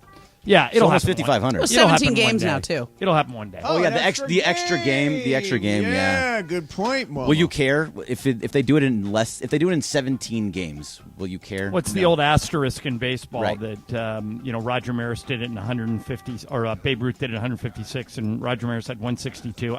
Records are records. What's up, I fool? wouldn't mind. Yeah. So I got an email the other day, and it was from somebody named Kim Geibel, Giebel. Hey, Kim. She's a casting producer, and Whoa. she says that, I remember how great you were from previous casting auditions and would love to see if you'd be interested in my latest competition reality docuseries. I am casting a new major network competition series looking for teams of 2 to survive an ultimate treasure hunt on a tropical island with millions of dollars in play. Whoa. Should I go out for this, and who should I have with me if I do? 100% you should go for it. Yeah. And you need somebody that's dramatic. Oh, You know- so we get on camera a lot. Yeah. Or you need a Athletic like me. You need a good story, right? You get Yeah. camera time. It's Well, you Jorge's and- a good story. You and Riley. Riley's Oh, that'd Too be young. such a great Too story. young. But I would love to think. do that with Who Riley. would If you be had like- to take somebody from the station, Take the I would- entertaining one. no, I would take Morales. Morales. Oh. Me and Morales on a desert island. It is a final.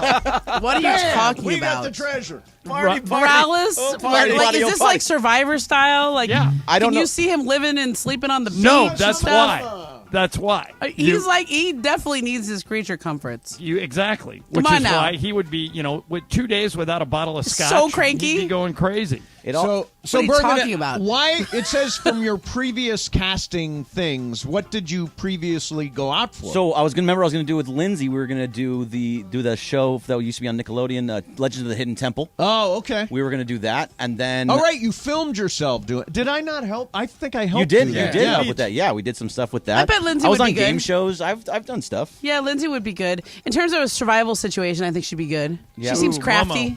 Breaking news. What? Mike Budenholzer fired. Whoa. Okay, we can get to that at 3 o'clock. Whoa. But, Jorge, I think Jorge would be good, right? Me and Jorge. That's a good story. I'm athletic. I ran a 40 and 5.5. Come on. Yeah. 5.40. Yeah, I think that would be a good one. Would you do it, Jorge? I'm down. Yeah, let's do it. Okay.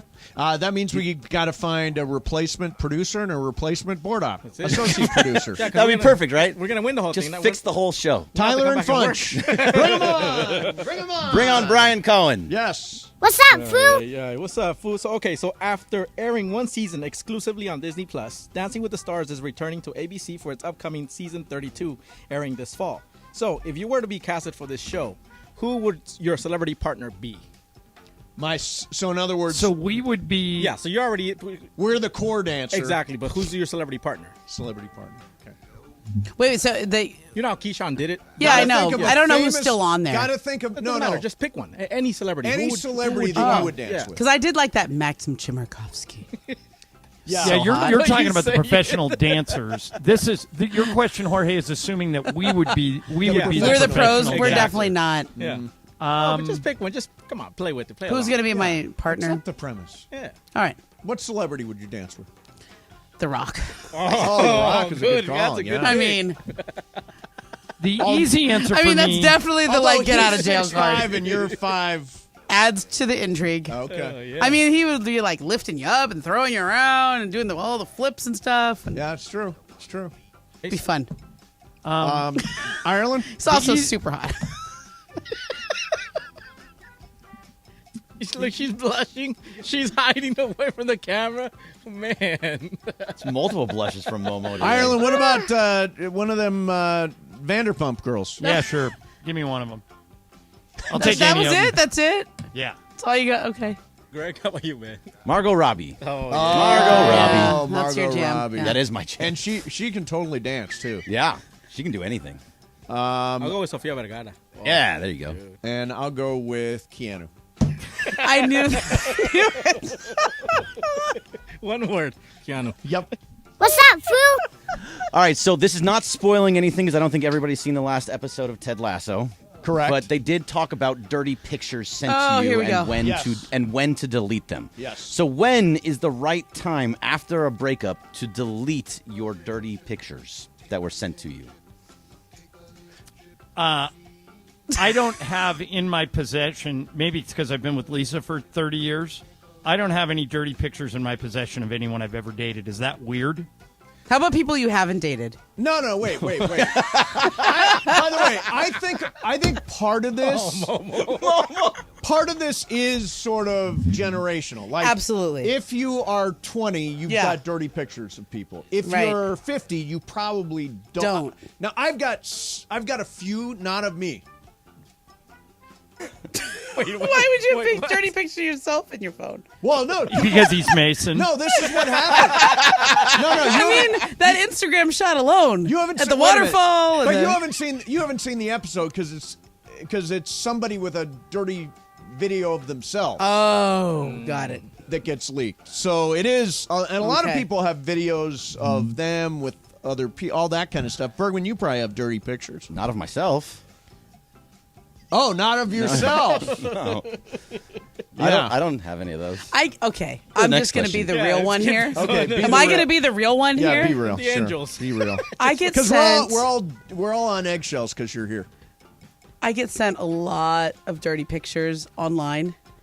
A lot. Like on Instagram, it's a constant thing. Like You do? all the time from people I don't know. It's like they do this to female reporters or maybe just females in general. Really? Yes.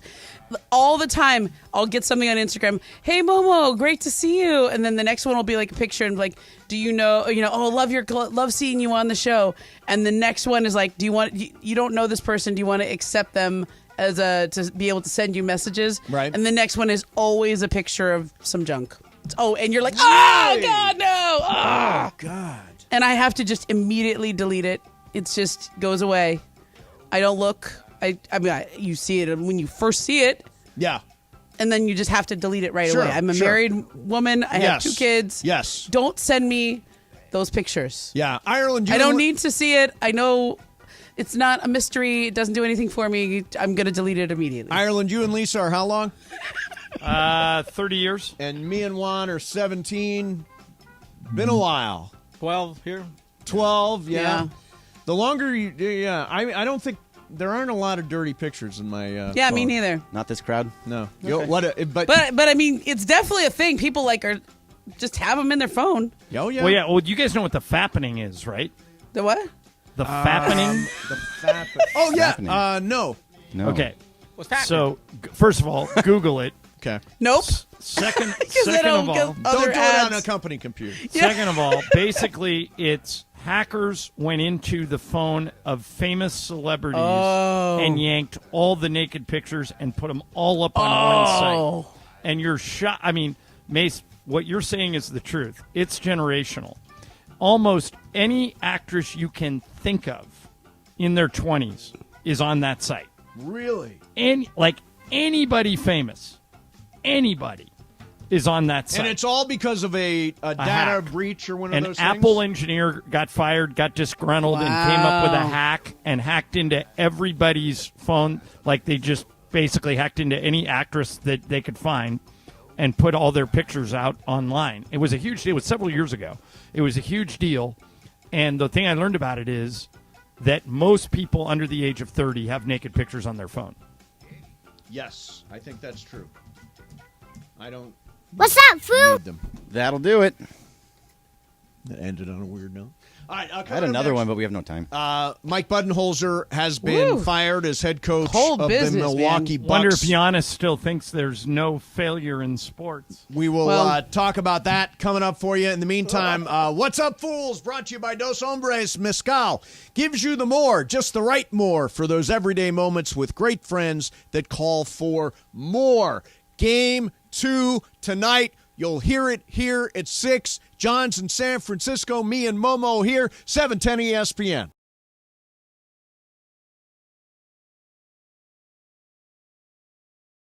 The smoking good times are back at Morongo on May 21st. Enjoy cigars from the world's finest vendors, scotch sampling, delicious food. Hosted by big game James Worthy. Get tickets now on Ticketmaster. Morongo, good times.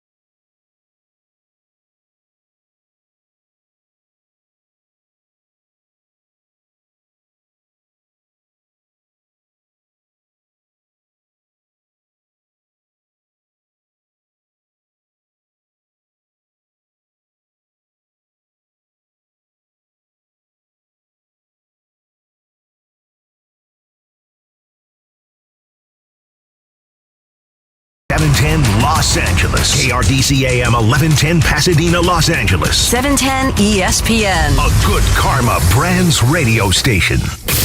ESPN 710 Los Angeles. Sports. And it is the biggest show on the radio. Mason and Ireland is on for your Thursday afternoon. I am the greatest pickleball player at 710 ESPN. I am. Hope you're having a beautiful Thursday. It is a Lakers game day Thursday. Thanks to our friends at Michelob Ultra, we are getting you set. Game 2 tonight. Lakers Warriors. We will walk you up to coverage. Going a little extra today till 4:30 p.m. That's when Slee has the Toyota Lakers countdown to tip-off. Tip-off at 6 p.m. Early tip-off. John Ireland, Michael Thompson have your play-by-play. Plus, because Johnny I's got to leave a little early today, it's a special edition of Mason and Ireland with Momo here the whole show. Ramona Shelburne with Johnny I and Mace. You mentioned pickleball. I'll just throw this in with great humility. I am the greatest pickleball player at 710 ESPN. I am. Well, we'll have to get a rematch because D'Angelo, Russell, and I, we maneuvered our way to the Final Four in the inaugural Lakers pickleball tournament. Nice. So you may have to show us your skills. That's right. That was from yesterday when Mace told Rob Pelinka, Lakers general manager, he's the best pickleball player here. That created a little controversy. Oh, yeah, and May the 4th be with you, by the way. Let's get to it. Mason, Ireland, and Momo. A Lakers game day Thursday afternoon right now. 3 o'clock crowd. What's up, everybody? We are getting ready for game number 2, Lakers versus Warriors. Momo is here in L.A., and John, of course, is in San Francisco, where he will be calling the game with Michael Thompson starting at 6 o'clock. Slee with the pre at 4:30. So the news that just came down is that Milwaukee Bucks head coach Mike Budenholzer has been fired, and it comes as a surprise or no surprise? Well, and this is why it was easy for Giannis to say there's no failure in sports, but because he was safe. Giannis is the best player on the team. It was never going to affect him. Sure. But Mike Budenholzer, here's the amazing thing. Momo, think about this. 2019, Toronto wins the title. 2020, the Lakers win the title. 2021, the Bucks win the title. Wow. All 3 of them out. Mm-hmm. Nick Nurse, Frank Vogel, Mike Budenholzer, all fired. Wow. Yeah. I mean, it's Steve a Kerr cold won business. last year. Let's see how. He's got 1 year left on his deal. I think he's okay. He's okay. It'll be up to him. I don't think they ever fire him. Right. I got to be honest. I am surprised that Bud got fired. That had always been, you've heard that for so long. You've heard that for so long. But I kind of felt like Giannis threw him under the bus publicly in a couple of those press conferences. Right? I mean, there was a quote. Where he said we could have made more adjustments. Out of respect, you got to let the coach make that adjustment. Right. Quote Giannis Antetokounmpo when asked, what they would, if he wanted to guard Jimmy Butler in that series. Remember, they kept asking, "Why aren't you guarding Jimmy? Why aren't you?" Right? Out of respect, you got to let the coach make that adjustment. I'm trying to think, Ramona, who gets that job? Does Nurse go there now? I feel like that looks. Well, they have a young assistant named Charles Lee they really like, but I feel Charles like Lee. To coach a team with Giannis. I'm a general. Yeah. That is Charles We're doing Lee serious from NBA Hamilton. talk. I know. I'm trying to break it up a little. It's okay. I feel like Nick Nurse is got to be the front runner there. Like that's been kind of in the NBA ether for the past couple of weeks, ever since Nick was fired in Toronto. Right. But this doesn't happen without. I mean, Yeah, star you don't players fire a star coach- players decide who their head coach is. 100%, yeah. And also, let's go back in NBA history to a story that, and I don't want to sound like a jerk, but to a story that I wrote. I'm sure I read part of it. It was good. It was when Jason Kidd got fired, and they right. basically told Giannis, and Giannis tried to go he was out, and he ran down there and tried to save him, and said, "No, don't fire Jay Kidd," because Giannis and Jason had a really strong relationship, and Giannis called Jason and was like, "Is there anything I can do?" And obviously once the decision is made, the decision is made. But Giannis didn't have the clout back then. Giannis had not won an MVP or broken through in the playoffs. He was still a young player on his way up. Now he's a 2-time MVP, an NBA Finals champion, and for my money, the best two-way player in the league. So he definitely was told about this decision. I don't know what he would have said but they went ahead and did it. So well, it didn't happen without him signing off on it. Yeah, they wouldn't have if he would have, said no way, don't fire him. That's my guy. That's my guy. Yeah, and it doesn't happen. Yeah. Yeah. I guess it is just it's cold business, brutal man. Business. It's a Ramona, brutal business. are you surprised Frank Vogel hasn't gotten one of these jobs? I kind of am. A little bit. I think Frank will get a job eventually. There's something. I think Frank's a great coach. I think he did really well in LA. Yeah, me too. But he's never going to win you the press conference. Right? He's not even when the Lakers hired him, it was like. Well, that was that really weird circumstance. That was strange when right it was after the first press conference they'd had since Magic Magic quit, and Frank was, I think, underappreciated in LA. I agree. And he will be underappreciated wherever he goes next because there's just nothing exciting about hiring Frank Vogel, except that he won a championship, but I don't think he gets credit for that because So I'm trying to figure LeBron. out, Momo, what's open now? Detroit's open, right? Yeah. And Houston just got filled. Ime Udoka is going to Houston. So Toronto's open. Detroit, Toronto, Milwaukee are now the openings. Correct. Okay. And Nick Nurse will get one of them. Maybe. He won't get Toronto, obviously. Yeah. Yeah, you're right. Right. I think a lot of people thought he would get Houston. See, I thought Frank Vogel would be good for Houston. Young team out there, but maybe. I'm glad for Frank that he didn't get Houston. Because you think that, Harden might be going there. Yeah, Wembayana may wind up there. Yeah, if I were Nick, I would wait and see. Well, first of all, I would definitely want the Milwaukee job, but Nick Nurse he's just a great X's and O's coach, just a great strategic coach. But I would sit back and wait and see who wins the lottery. It's coming up. Yeah. Okay, Ireland, you've got 3 minutes. Okay, tell us because I know you got to hit the bus. Yeah. Give us your read on tonight, Game 2, San Francisco. I think the Warriors are going to come out very, very focused and aggressive. They know their dynasty is on the line. I don't believe if the Warriors lose tonight, their season is over, but both of you do. Yeah. And so I think that that's the way they've got to look at it, that if we lose tonight, it may be the end of the dynasty. So I think this will be the hardest game for the Lakers to win, certainly in the postseason and maybe all year. Now, having said that, LeBron was not LeBron in Game 1. He was 9 of 24. If LeBron shows up tonight and plays his normal game, I think the Lakers have a great chance to steal it and go up 2-0. So keep your eyes on LeBron. I think they're going to take Anthony Davis out with a lot of double teams, and somebody else is going to have to step up. Now, something to think about. AD, when he passed out of double teams in Game 1, his teammates were 5 for 5. So that's a key tonight. When he gets doubled and he throws it out to D'Angelo Russell, throws it out to Jared Vanderbilt, throws it out to Austin Reeves, Rui, if he gets in there, those guys got to hit shots. Although, AD played 44 minutes in he won't play 1. that many tonight. LeBron played 40. Who makes up those minutes? I think Hachimura only played 10, 11 minutes, so he'll get a few more. I don't think they're going to increase the rotation, though. I don't think you're going to see guys playing tonight that didn't play the other night. Maybe Kuminga on the Warriors side, but I think the Lakers are sticking. The Lakers only played 9 guys, and Wenyen Gabriel only played 4 minutes. So they really only played 8 guys, which Michael says is what you want to do in the playoffs. So somebody other than AD is going to have to step up tonight. My guess would be LeBron, but it might be Austin Reeves. Yes. Might be D'Angelo Russell. Might be Rui Hachimura.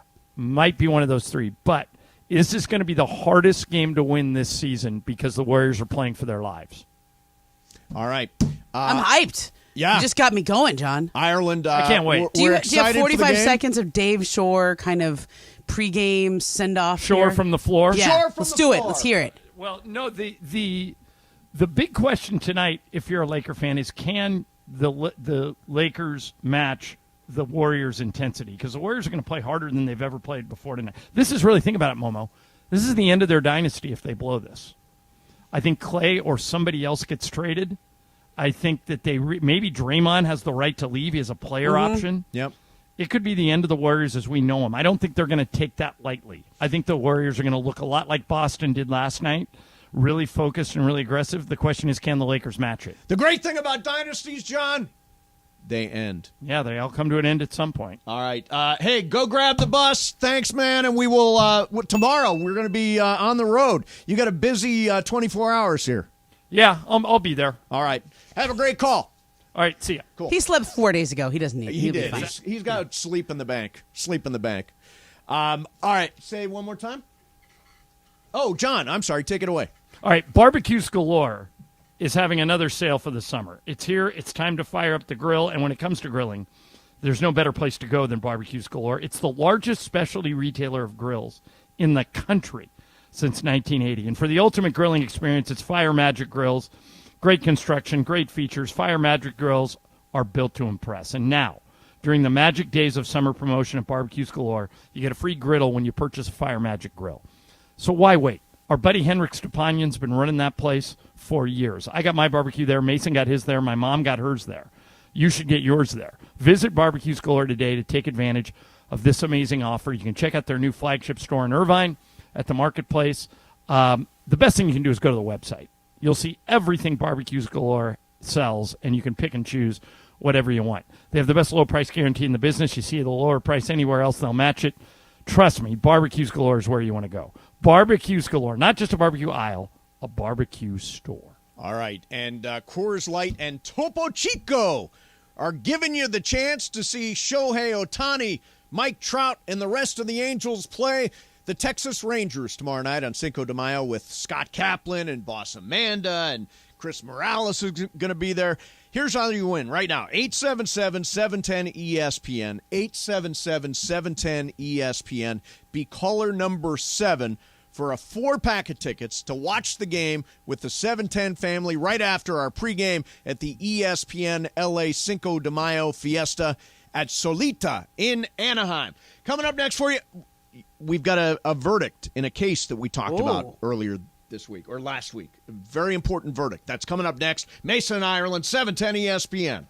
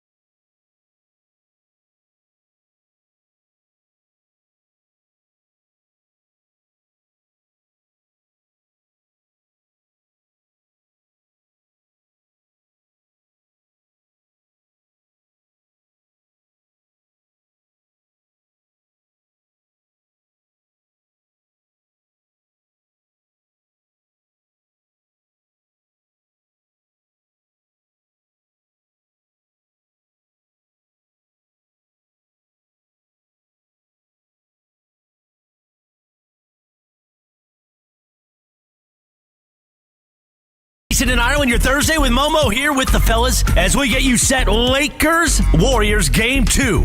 The Western Conference semis up in the Bay Area. Coverage begins this afternoon at 4:30 p.m. The Toyota Lakers countdown to tip-off with Slee. Tip-off at 6 p.m. here every single moment. Right here, your Lakers playoff station, 710 ESPN. Right now, more of Mace, Ireland, and Momo on 710. Yeah, this is the one. Pew, pew.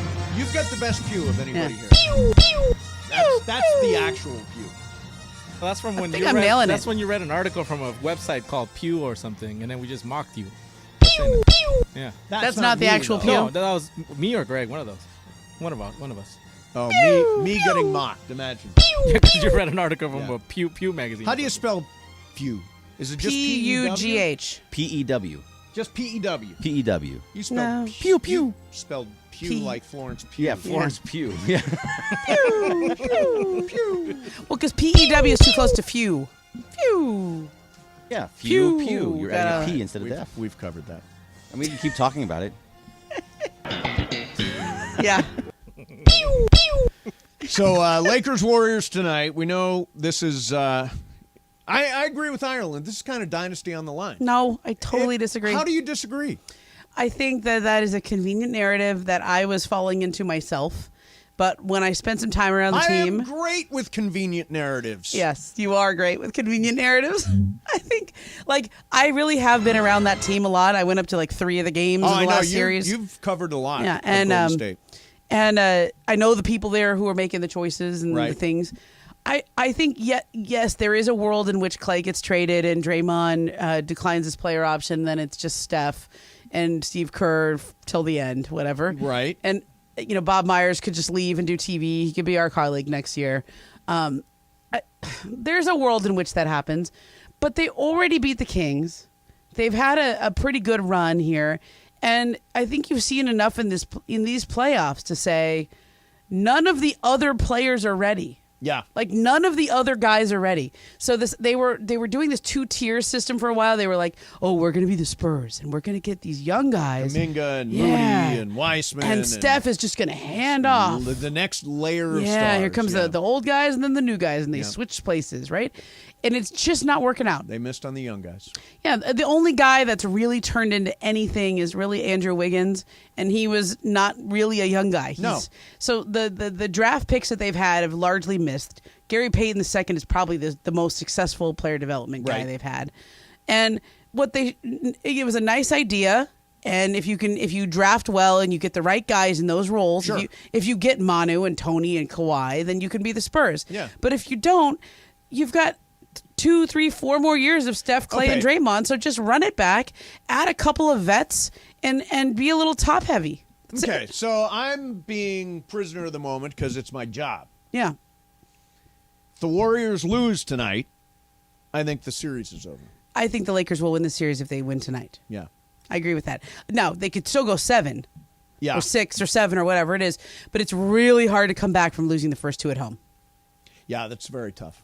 Yeah. Very tough. So Bergman, do you agree? Do you think it's over if the Lakers win tonight? Yeah, they take 2 at home with a team that's not very good on the road. Yes, I think it's over. They don't win tonight. Actually, give me 40K on the Warriors tonight. 40K on the Warriors. See, I don't like Yeah. this though because you're always They're gonna right. tie today. Do you not care that that's a total jerk move? No, because we're playing to win, right? So I'm gonna make money so you don't catch up to me. I'm Yeah, just trying to get respect away the from player. you. Yeah.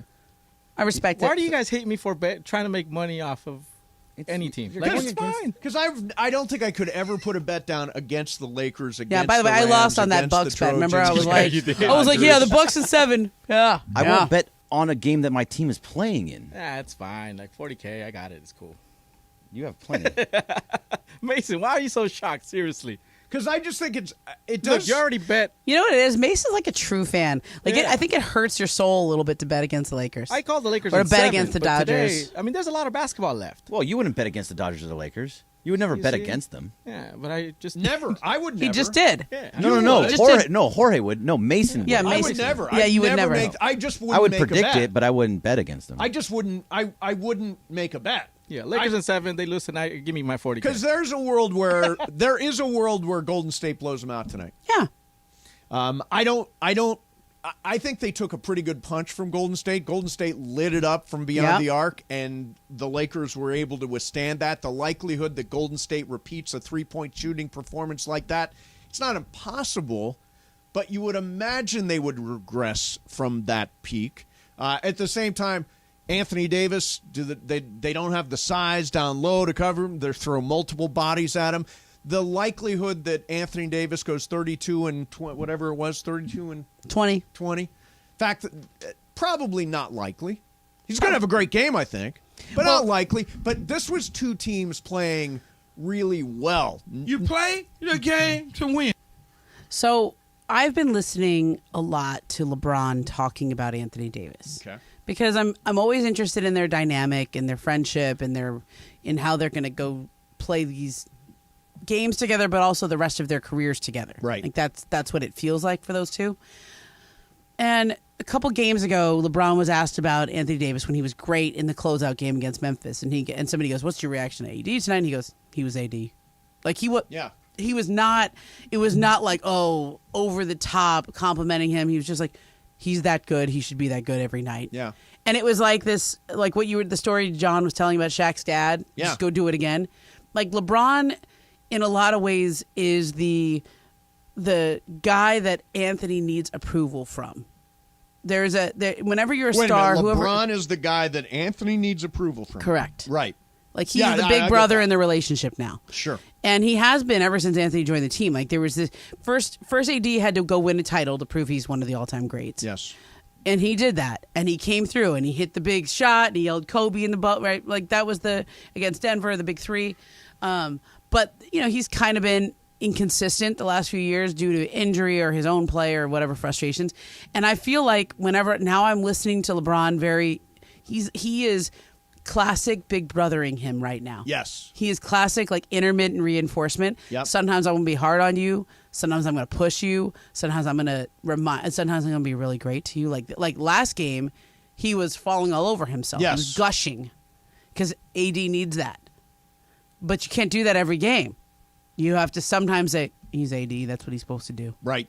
Like, so I am always fascinated by their dynamic because when they won, it was because Anthony Davis was the best player. I mean, LeBron had an amazing series, but they need AD to be at that level. And I think LeBron is the only guy who can get Anthony Davis to that level.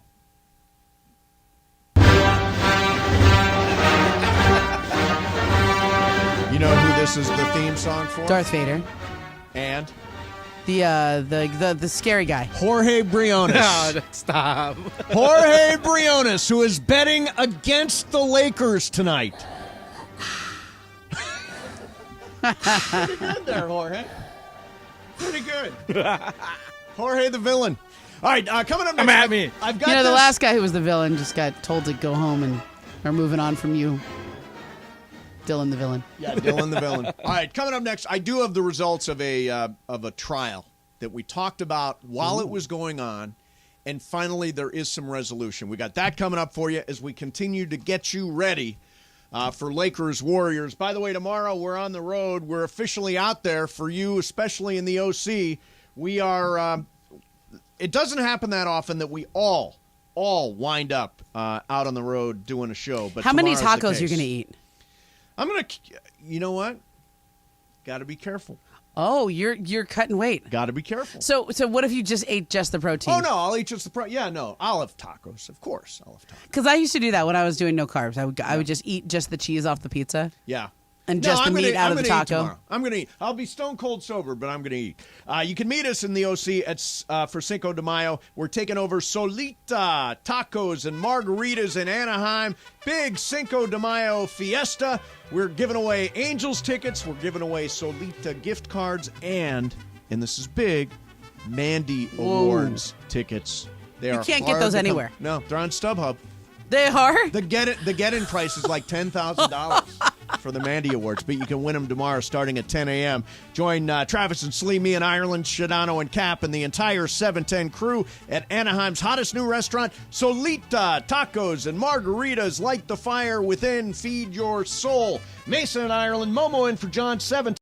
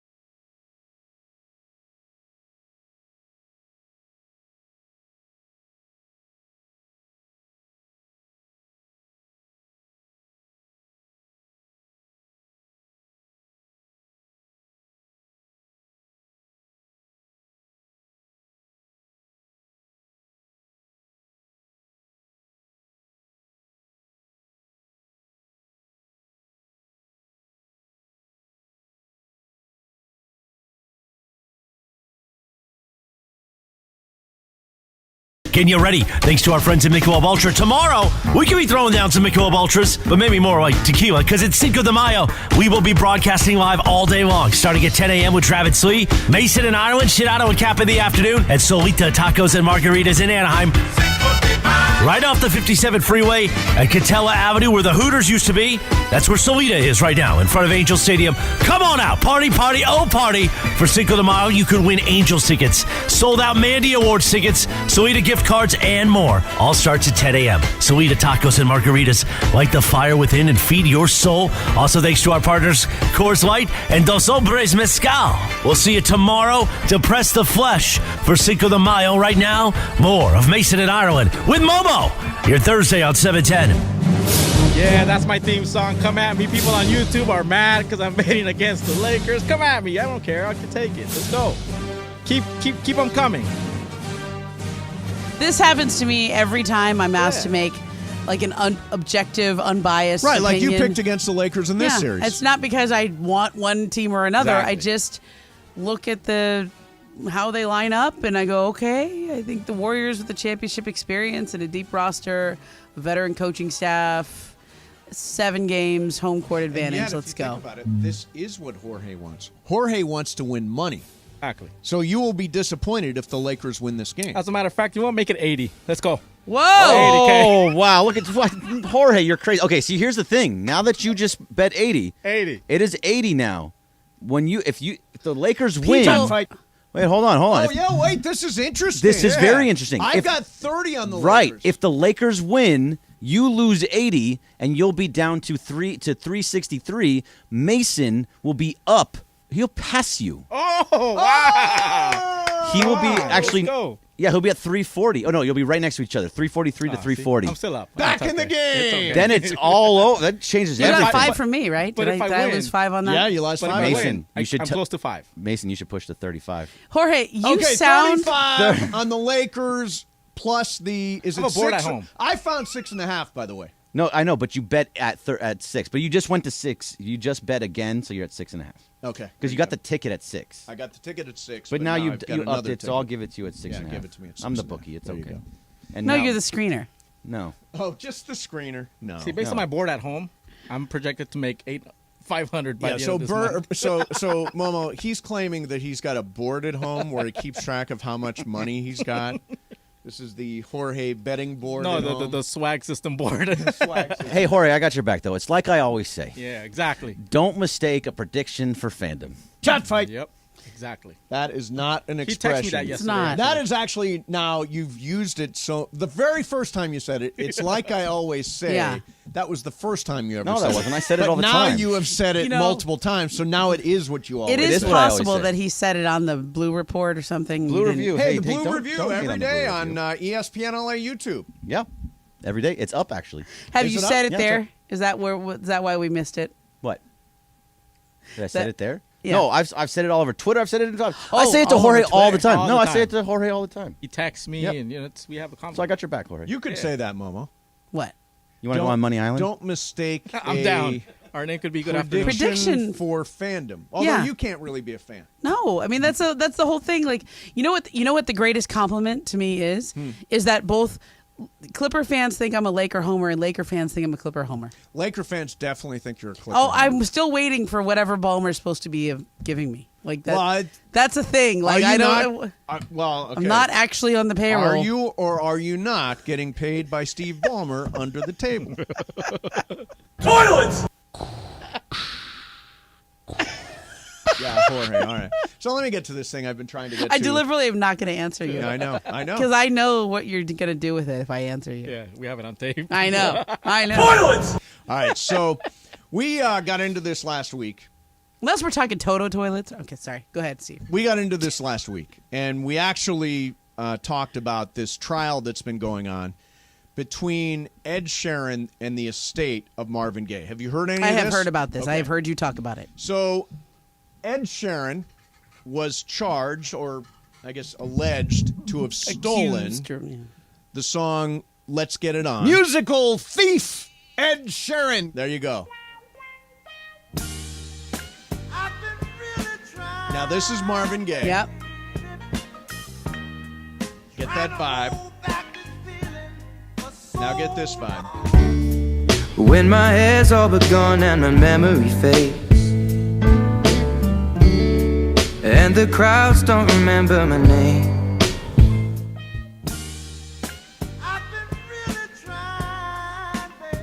I don't see it. It's the drums, Mom. What's the drums? Listen to the drums.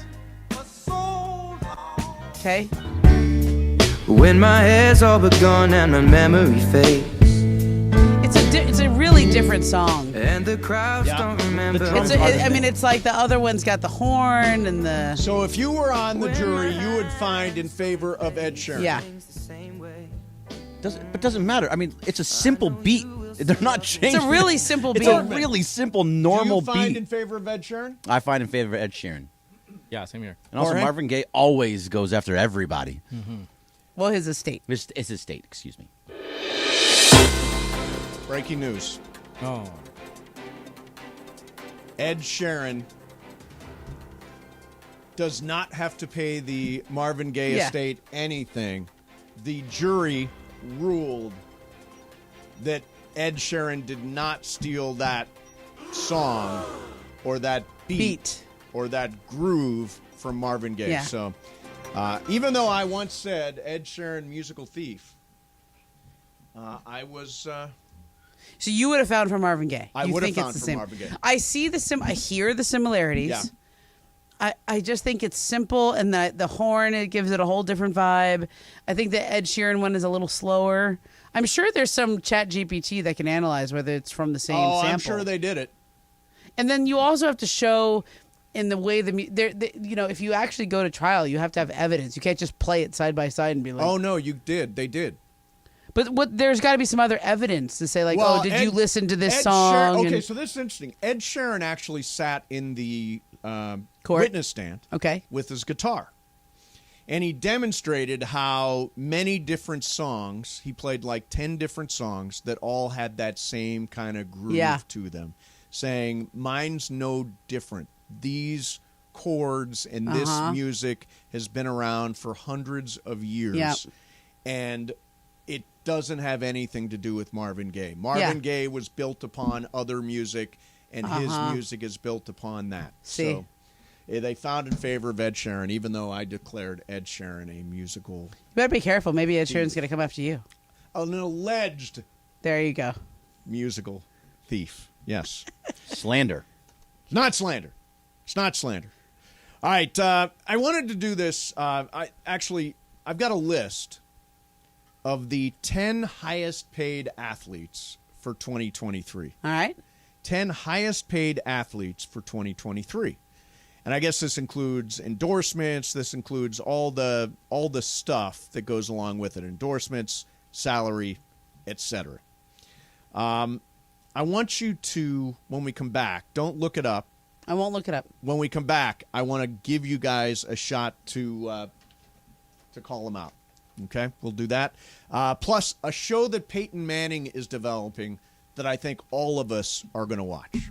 That's also coming up. We're getting ready for Game 2 in San Francisco at the Chase Center. As established, Lakers getting 6.5 in this game tonight. That's a lot. It is a lot of points.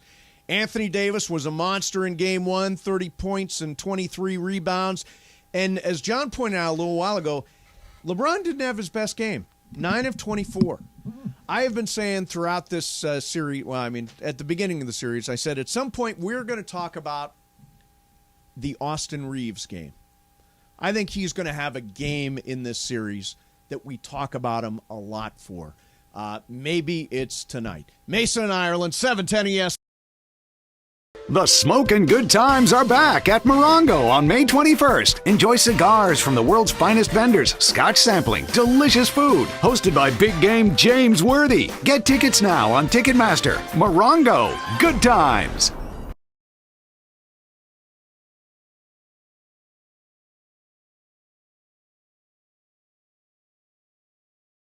Hi, I'm Olympic gold medalist April Ross. Many people think of athletes as heroes. They look up to them for inspiration and to see the possibilities of what they can do. But if I'm a hero, who is my hero? To me, my heroes are the firefighters who protect our cities and homes. My fiancé is a firefighter, so I deeply respect and admire what he and his colleagues do and accomplish every day on the job. Los Angeles needs more heroes like him. Do you think you have what it takes? To learn more, go to joinlafd.org. Be a hero to your community. I look forward to being able to cheer you on along the way.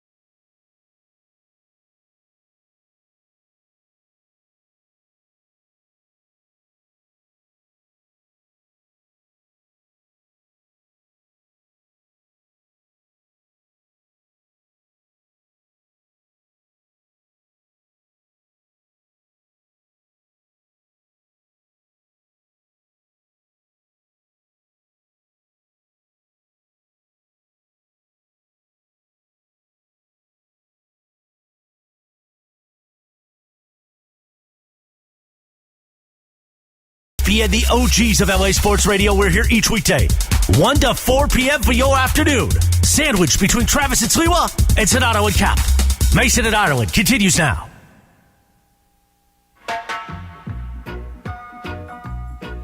That's a good way to enjoy the game. Jorge, the Yeah. people are not happy it's okay. with It's you. one game out of 7. Come on. You're taking a beating online. There's a lot of basketball left. People, All right. come on. It's one game. We'll take an Junior L, that's Costa fine. official says it doesn't surprise me that a 49er fan is rooting for the Warriors. Dude is the fakest Angelino. He belongs in the Bay. Fakest That's Angelino. okay. Although Tim in the OC came after me. He says, What'd he say? Ramona is a Warriors fan because Clay let her cruise on his boat a few months ago. That's true. I did go on his boat. I did a story. So that means It's you're not- a Warriors No, fan. it does not. That's not People, what that means. it's mythical money. Come on. Fake Angelino. Look, you cannot Oh, mistake man. predictions for What? fandom. You always say that. I always say that. It's your expression as of a week ago. Mailman Matt says, someone tell Jorge, don't ever take sides with anyone against the family. Oh, that's the Al Pacino. That's the Al yeah, Pacino yeah. meme. Exactly. Did I do the voice good? Oh, you did. Yeah. you Actually, nailed Mace, I think you do it better. Don't take sides against the family. Pelican fly. Come on, Pelican fly. All right. So, 10 highest paid athletes of 2023. I want to see how many you can get. You can all team up. right. Obviously, there's some soccer, there's some basketball, there's Golf, probably. golf. Yes. Tennis. Tennis, yep. Number 1, I think, is Cristiano Ronaldo. And that is absolutely correct. He is number 1. Number 2 is Lionel Messi. By the way, for Ronaldo, it's $136 million is what he's going to make this year. Number 2 is Messi. Messi is going to make $130 million this year. So right there. Somewhere Kylian Mbappe. Mbappe. Yeah, that's a good call. Yeah. Number 3. Momo may need no help here. Okay, $120 Tiger's million. got to be up Mbappe. there. Tiger, still on the list. Probably somebody in Live. Oh, No on Tiger. It's probably someone in Serena. Live. Serena's going to be on the list. You're guessing too fast. Let Okay. the guys Okay. help. So let's forget the basketball players out of the way. All right. So who are the Okay, highest yeah. paid basketball players? LeBron. I don't think he's the highest paid. Is he? Yeah, but with all the endorsements he is, that's the right choice. Okay, LeBron. LeBron, $119.5 million. What's he ranked? 4? 4. Okay. So another basketball player, Steph Curry. Steph Curry. Steph Curry is number 8. Yes. So you Is there a third basketball player? Yes. Would it be Giannis, Embiid, Luka? Okay, you can't just guess 5 of them. No. I'm Yeah, you talking guessed to the you. whole bunch. No. Oh, yeah, you guys are having I'm a- talking okay. to You guys are having a convo. We're having a conversation. Yes. Yeah, it's a convo. Yes. So who We're would you putting who's- our heads together. Yeah. Who has a bigger endorsement in the NBA world? Is it I'm Giannis? trying to think of like endorsements. I might go with Chris Paul. He's got a big Oh, salary he and a does bunch of have- endorsements. He does have a bunch of endorsements. He has that. Oh, wait. It's got to be Michael Jordan. Oh yeah. I mean, is it I think this is all active athletes. active? Okay. Oh, active. Okay. Go with Chris Paul. Okay. Chris Paul. No? No. Big salary. Nope. Hmm. One of his teammates. Oh, KD. Oh, KD's yeah. number We should have guessed 10. that. Yeah. $89.1 million is what he's going to get this year.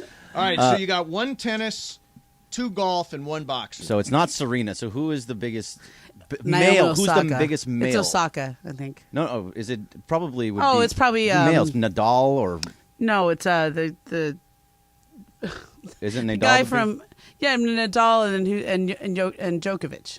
Djokovic? So is it? It's one of those two. Federer. Neither. Did you guys- Federer, there you go. Federer, yeah. Did you guys get the Still. boxer? 95.1. He's $9 million. No, the boxer's still out Is there. it still Floyd Mayweather? Or Canelo? No. Oh no. He's No, Canelo. active, Oh, active. active. Canelo. Canelo. Gotta be up Canelo there. Alvarez. Yeah. Yeah. Yeah. Canelo Alvarez is number 5. So Any race car drivers? Nope, you're missing 2 golfers. Is it one of them? Is Phil Mickelson? Maybe. Since Phil he makes some- Mickelson yeah. is number 7. Yeah. Jeez, he makes more than Steph Curry. Does. Yeah. Oh yeah. Well, he There's gets one all the golfer live money. you may or may not. Ireland will get it. Is he a live guy? It's a live guy. Oh, I'm pretty sure. John Rahm or something. No, is he a No, live he's guy? he's not a live guy. I don't know who the live guys are. Dustin Johnson. Dustin Johnson. Those live guys make. Married to Paulina Ton of Gretzky. Oh, is she? Is he really? Yeah. Oh, I didn't realize that. Yeah. So there's the highest paid athletes. Do you hear that story about Messi going So around? Federer's Jorge retired knows this. though, I think, isn't he? So Yeah, there's he's Who going is? back to Barcelona. So there's a Federer. big controversy in the soccer world. Okay. Lionel Messi plays for PSG, Paris Saint Germain. Plays with Mbappe, their teammates there. Neymar. And Neymar. And they kind of suck right now. They've been losing a lot Okay. and haven't been doing good. And he's an official ambassador for Saudi Arabia. Because Saudi An Arabia ambassador to Saudi Arabia, No, or for an like ambassador tourism. from Saudi No, Arabia? like tourism for Saudi Arabia. Okay. And I think this is tied in with the next World Cup bid for 2030. So they're sort of paying him a lot of money to visit. He has to visit Saudi Arabia like 3 times a year Right. on a tourist vacation. Yeah. And he's postponed this trip several times. Well, PSG lost a game, and the players had been told, if we win the game, you guys have Monday and Tuesday off. Okay. If we lose the game, you only get Tuesday off. Yeah. And Messi, they lose the game, and Messi just says, I've just rescheduled this trip so many times, I gotta go. And he just went to Saudi Arabia on this tourism thing Yes. against the club's wishes. Okay. And the club Okay. suspended him. Yeah, and PSG just suspended him for 2 weeks without pay. But is he still going on the trip? He went on the trip. He was there. He was there. He just went and did it. Because the Saudis probably pay him So much more than ridiculous PSG. Yeah. more than he Yeah. gets for playing soccer. And I think he was kind of on his way out there anyway, but I've never seen a superstar get suspended like this. Yeah, no, I guess there's reports out there that says that he's going back to Barcelona after this year. Either Barcelona or Miami. There was a talk of him going to Miami. there was Yeah, talk they're of him linking going to. him to There's a MLS. Saudi club that's trying to sign him. Yeah. All that. Okay. Okay. That's a big story in the soccer world. Yeah. Jorge? Yeah, no, that's it. Yeah. You didn't want to get into the whole, like, nobody's too big for the game. Ronaldo got sent off, too. No? Okay. No. Got it. Wasn't going to go It's there. enough Messi talk Wasn't for going to today. go there. That is the conclusion of Messi talk for today. So this, you know what? Do you remember how sitcoms used to be like workplace comedies? Yeah. You know, like Cheers was a famous workplace comedy show. Everybody went to the bar. And Right. So Peyton Manning, who's now, I guess if you're a a retired athlete or even an active athlete like LeBron, you're always producing some kind of show. By the way, when you yawn, everybody can see it. Sorry. Tired. You're keeping Momo awake. All right, so Peyton Manning is executive producing a workplace comedy set at a sports book. Isn't I like that. That on the money, right where we are? Yeah. Although now, I feel like I've read 3 stories in the last 2 days about people getting in trouble for betting on sports. The Alabama baseball coach is out. So yeah, I'm glad you brought this up. So I've been saying for a while, the thing about gambling is that it is Pandora's box. Yep. And eventually you're going to catch somebody using inside information or somebody involved to actually try to win dough. And that happened, in fact, in the state of Ohio, where they've just introduced sports gambling. They banned betting on Alabama baseball. And as it turns out, it's because their coach is involved in this thing. It's just too easy. Isn't it just a matter of time? It is. And then the guys on the Lions, all the players on the Lions got banned. Yep. I mean, Calvin Ridley. I mean, it feels like the owners and the teams are all making money off this. Yep. It's now integrated into all of our coverage. Absolutely. All these shows I look up, and it's FanDuel and DraftKings and BetMGM and all that. I mean, so I'll tell you this. Yep. When I do our shows, I try not to do the betting stuff. Yeah. Because I feel like journalistically it feels weird to me right now. Because I know that people take stuff that I report, or I know people like Tim Bontemps does his MVP straw poll. Yeah. And as soon as that thing comes out, it swings the betting lines in Vegas on all the MVP stuff because it's a read of the voters. Right. And it's pretty, and information we report is used in the way people bet on games. I accept and understand that. But it's awkward for me when I go on TV and they're like, okay, who do you think? Lakers plus 4.5? Lakers. Do they ask you that? Yeah, and there's segments that are sponsored by the gambling companies now. And I kind of opt out for now. For now, I've just tried to opt out. Because if you think about this, I don't know if I can always do it. I have to sit and think about it a little bit more because on some level, it is what it is now. It's just integrated into the sports landscape. There's places now you go to a game, you could bet at the game. Yeah. Oh no, and they're putting sports books at stadiums. Yeah. You don't have to go have a bookie anymore. Think about it this way. So I am practice squad guy for NFL team. Okay. I can see with my own eyes that the quarterback 100% doesn't look right, isn't playing well, is dealing with injury, whatever that happens to be. I, as practice squad player, text cousin and say, hey, quarterback doesn't look good, is hurt, might not play well. It's impossible to contain that, right? Yeah. And that's what makes me really nervous about all this is that when I don't like the idea that we can just pretend gambling doesn't exist because people like to gamble on sports. I like engage. We talk about engagement. It's absolutely part of what we're doing now. Here. Yeah. Yeah.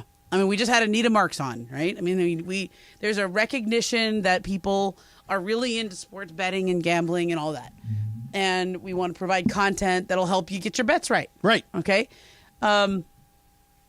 But it's just getting a little too close to the games for my taste. Having I don't know that there's a way around it. No, I think it's the door's been. Think about it. You're talking about sports books at the game. I mean, during games, people from FanDuel or DraftKings will show up in commercials saying, "Don't forget your second half parlays." I know. Right in the middle of the game. And people don't need a sports book. They're on their phone. I know. You can just bet as simple as that. Now, not in California. Our guys haven't figured it out. Yeah. But in other states, like my brother lives in Ohio, they just added sports gambling January the 1st. Yeah. He says people are out of control. Like practice squad guy that you're referencing. Yes. I mean, let's say he is on a week-to-week contract. Nothing's guaranteed for him. Sure. Somebody says, I'll give you $10,000 a week to give me inside information for as long as you're on the team. Yeah. $10,000 a week under the table. Nobody has to know. How you feel about that? Yeah. It's there, it's available, and that's what happened with this Alabama baseball coach. Yep. Sneak it out information. People, can you imagine betting on Alabama baseball? I feel weird, too, because there's a lot of stuff that we know as reporters. Like, I get these things all the time. The odds for the next head coach or of whatever. Sure. The odds for whatever. And I can tell you right now which ones of those have no chance. Right. You can just cross them off the No, list. just don't even bet on it. Save your money. Or I can say, they're probably going to hire that person, whatever. Right. Like, people will ask me all the time, like, what should I, like, friends of mine will go to Vegas and, hey, what do you, I'm going to just put down like 5 games while I'm here. Yep. What do you like? It's there. It's all there. the time. And it's integrated into our life, and it's integrated into the way we're going to talk about sports, and it's integrated into the way we're going to cover sports and the way sports operates. So, we all got to live with it, and we all got to deal with whatever consequences come from it. All right, coming up, Momo, I want to ask you about whether or not people love their job. We love our jobs, but some people in the NBA apparently don't, according to Patrick Beverley. We'll do that coming up next as we continue to get you ready for Game 2, Lakers versus Warriors at the Chase Center in San Francisco. We're going to take you right up to pregame with Alan Sliwa. Tip-off early tonight, 6 o'clock. Mason and Ireland, 710 ESPN.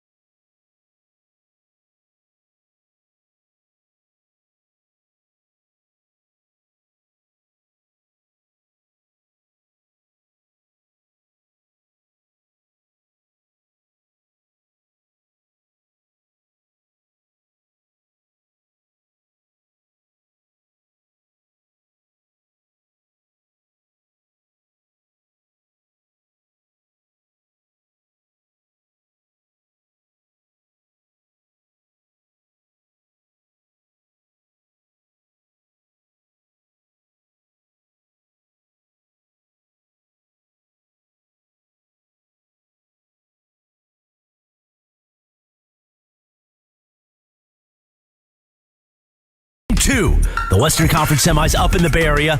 Coverage begins this afternoon at 4:30 p.m. The Toyota Lakers countdown to tip-off with Slee. Tip-off at 6 p.m. here every single moment. Right here. Your Lakers playoff station, 710 ESPN. Right now, more of Mace, Ireland, and Momo on 710. All right, let's crank it up. Game 2 tonight. This is an interesting note. Momo's here, Johnson, San Francisco, getting ready to call the game. Interesting note, Momo. You said you were at a number of the Golden State Sacramento 3 out games. of the last 4 games. Okay. Yes. So their traditional big starting lineup of Steph, Clay, Wiggins, Green, and Looney dominated in that series. They were a plus 23. They're always really good. That's like their they have like the highest plus minus of all starting fives. That lineup? Yep. -5 in game 1. Ooh. -5. And a lot of that has to do with Anthony Davis. Yes. I mean, they don't have... If Anthony Davis plays as a man possessed like he was in game 1 when he went 30 and 23, I don't think Golden State has a good answer. They don't have the size to respond to Anthony Davis. So what they will do is dare him to shoot from the mid-range. They did that in the last game. They kind of try to take away something, so they try to take away whatever he gets inside by they'll either double him or they'll trap him. But what they'll do is try to, okay, if AD is hitting 18-footers, we'll live with that. Right.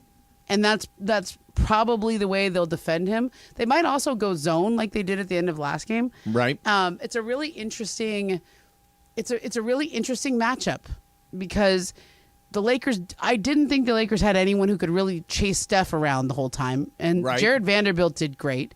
And when he wasn't on him, Schroeder did great. Yep.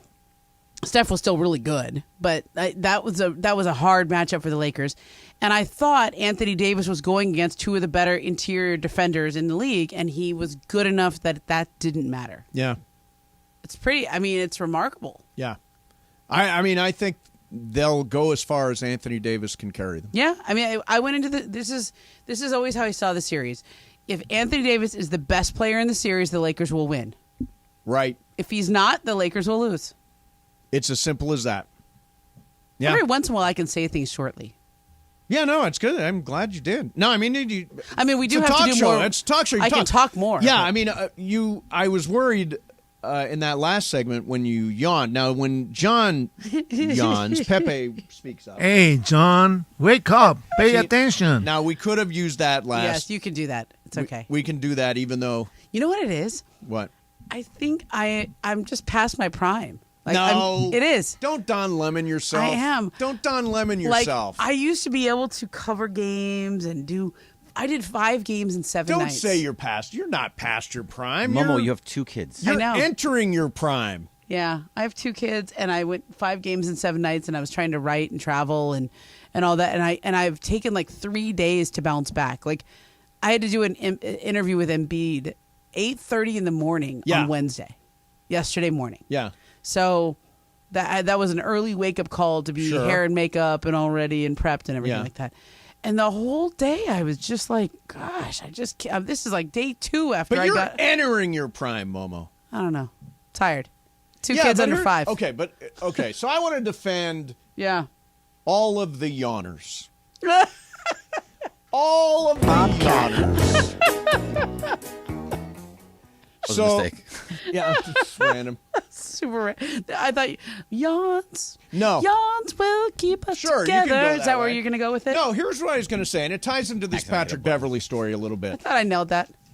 I love my job. This is a really fun job. And people tell, I mentioned today, Robert Wisdom, the great actor from the show Barry and from The Wire, was on the Culture Pop podcast today talking about the Lakers. And, he said, yeah, you've got such a great job. It is such a great job. Yeah.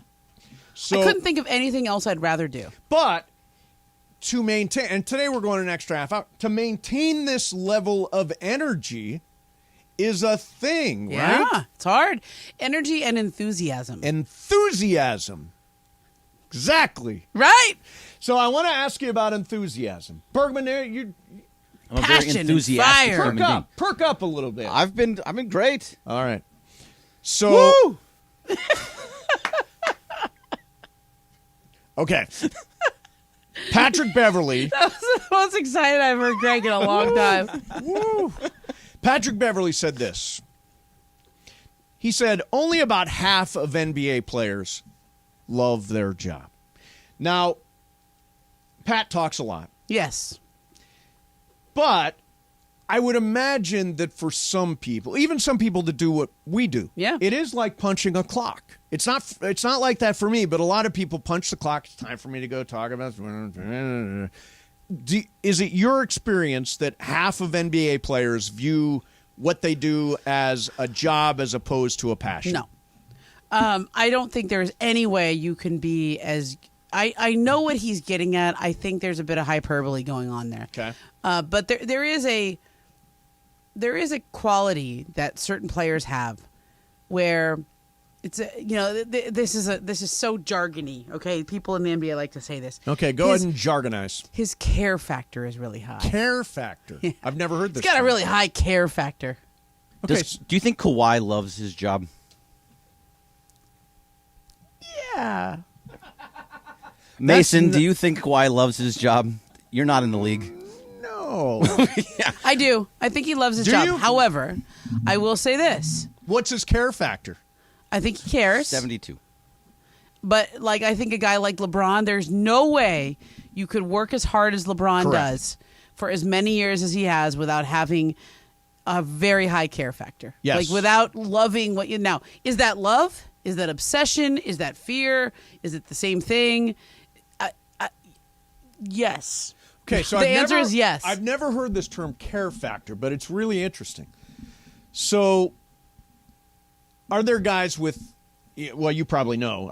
Yes, there are guys with low care factors. Guys with low care factor. And does care factor figure into, I want to acquire this guy in a trade, I want to sign this guy, this is who I want to add? Yes. The answer is, I only want guys with high care factors. I don't want people who don't care. When I used to, this is back to my glory days, but this is the only way I can relate to it. If we lost a game, there were certain games that you would lose, and we would kind of just move on. It was like midweek doubleheader, and we move on. And right. Even if we lost, we might be upset about it for a minute. Sure. But there's another game tomorrow, and we'd be fine. And then there were certain games you're like, I'm really mad about this one. Right. It should hurt every time. It should piss you off every time. Yeah. You need to be upset. I love the fact that you get upset after each show that you think was not as good. Yes. That means you have a high care factor. Yes. And I'll say to you, don't be so hard on yourself. And you're like, no. My care factor is so high. In the middle of the show, I sometimes say to these guys, is it going okay?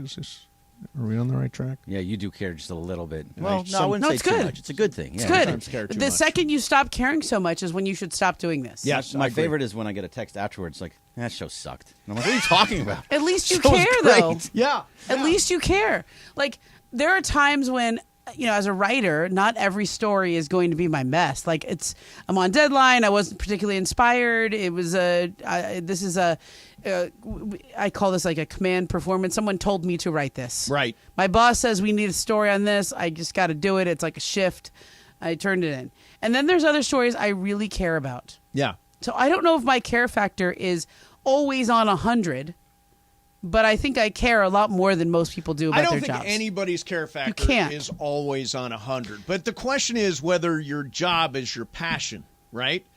Correct. So the average person doesn't get, I was at a party on Saturday.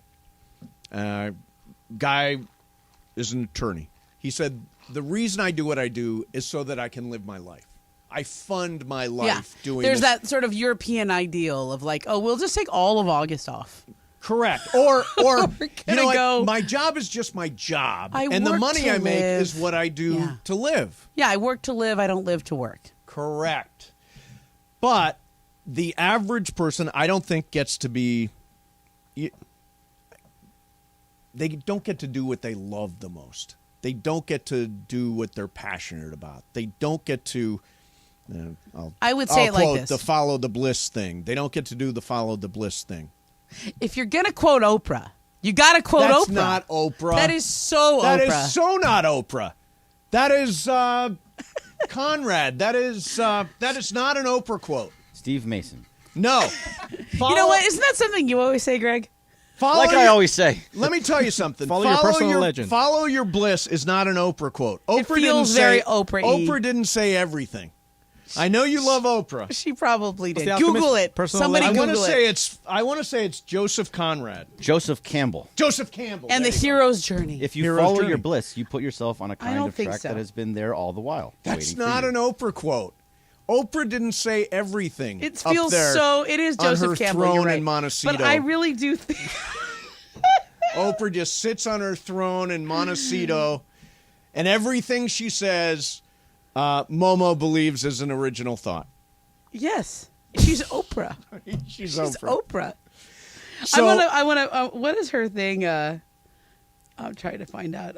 Well, let me get back to the care factor thing because I want to ask you the basketball part of Okay. it. So he says half of athletes are just doing a job and they don't love basketball. You say that percentage is exaggerated. What is the percentage? I think 30. 30% of NBA players don't have a high care factor. Yeah. But the great ones probably all do. The great ones absolutely do. And I would like to say a word for Kawhi Leonard. He works really hard to get back from those injuries. If he did not care, if he did not love basketball, he would not do all that rehab. Right. Like, do you know how much rehab sucks? Oh, sure. I went through it. Yeah, it sucks. Yeah. Okay, how about this one? This is from Tim in the OC. Ben Simmons. Oh, that's a good. What's his care factor? What's his care factor? Is it like 1 out of 100? No, I think he cares. I think he. That is a really. It's kind of your job to say exactly. No matter We what don't wanna name get we too said into- now, you would say care factor. No, that's not true. Ben Simmons to me is a really interesting story. I don't think he has a high. Got that? Sure. Whatever it was, I think that when he's never really been a great shooter, then he got to the league and you really got exposed. Then he had a very high profile meltdown at in the playoffs, and then didn't feel like people had his back. Plus, and this is, and I don't want to get too into the weeds with it because it's a long story, but he was going through a really yucky family situation at the time that still was not resolved. No, all right. It's all public. I wrote about it. It's public. His sister, Google it. Yeah, Google it. Sister, brother, yada yada. Okay, Google it. Yeah, you can Google it. It'll come up. Yeah, of course. I do think that contributed a lot more to what happened to Ben Simmons than anyone would ever talk about. Yeah. Or would acknowledge or assume. So I don't want to say he doesn't care because I know there's all this other family stuff going on. Yeah, right. Bergman, what would you say your care factor is on a scale of 1 to 100? 95. Yeah, you're pretty locked in. I care a lot. I agree with that. Thank you. Thank you. Yeah.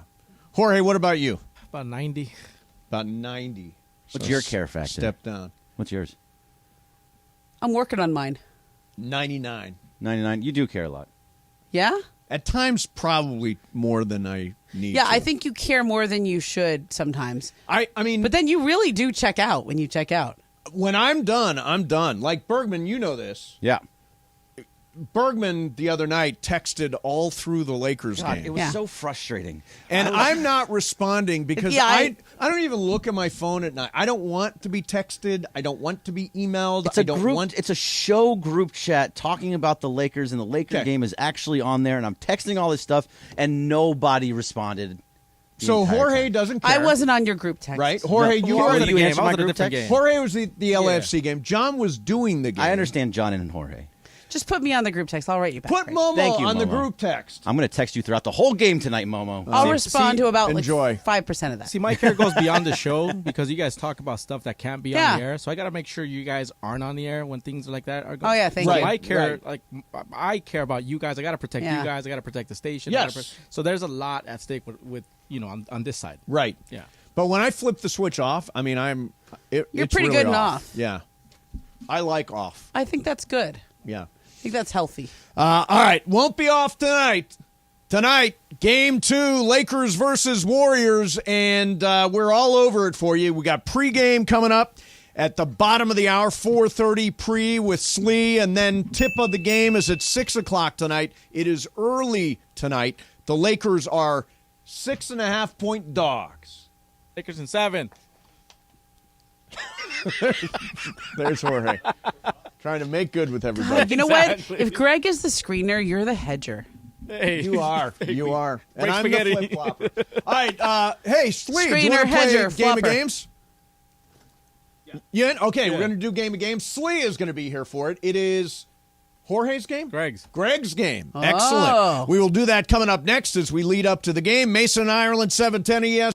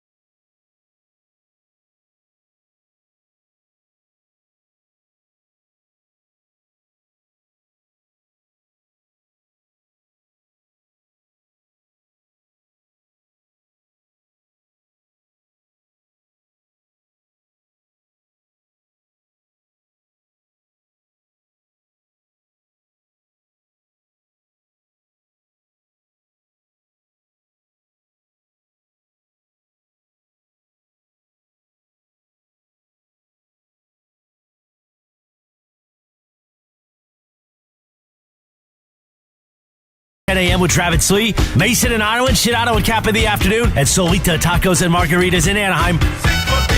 Right off the 57 freeway at Catella Avenue, where the Hooters used to be.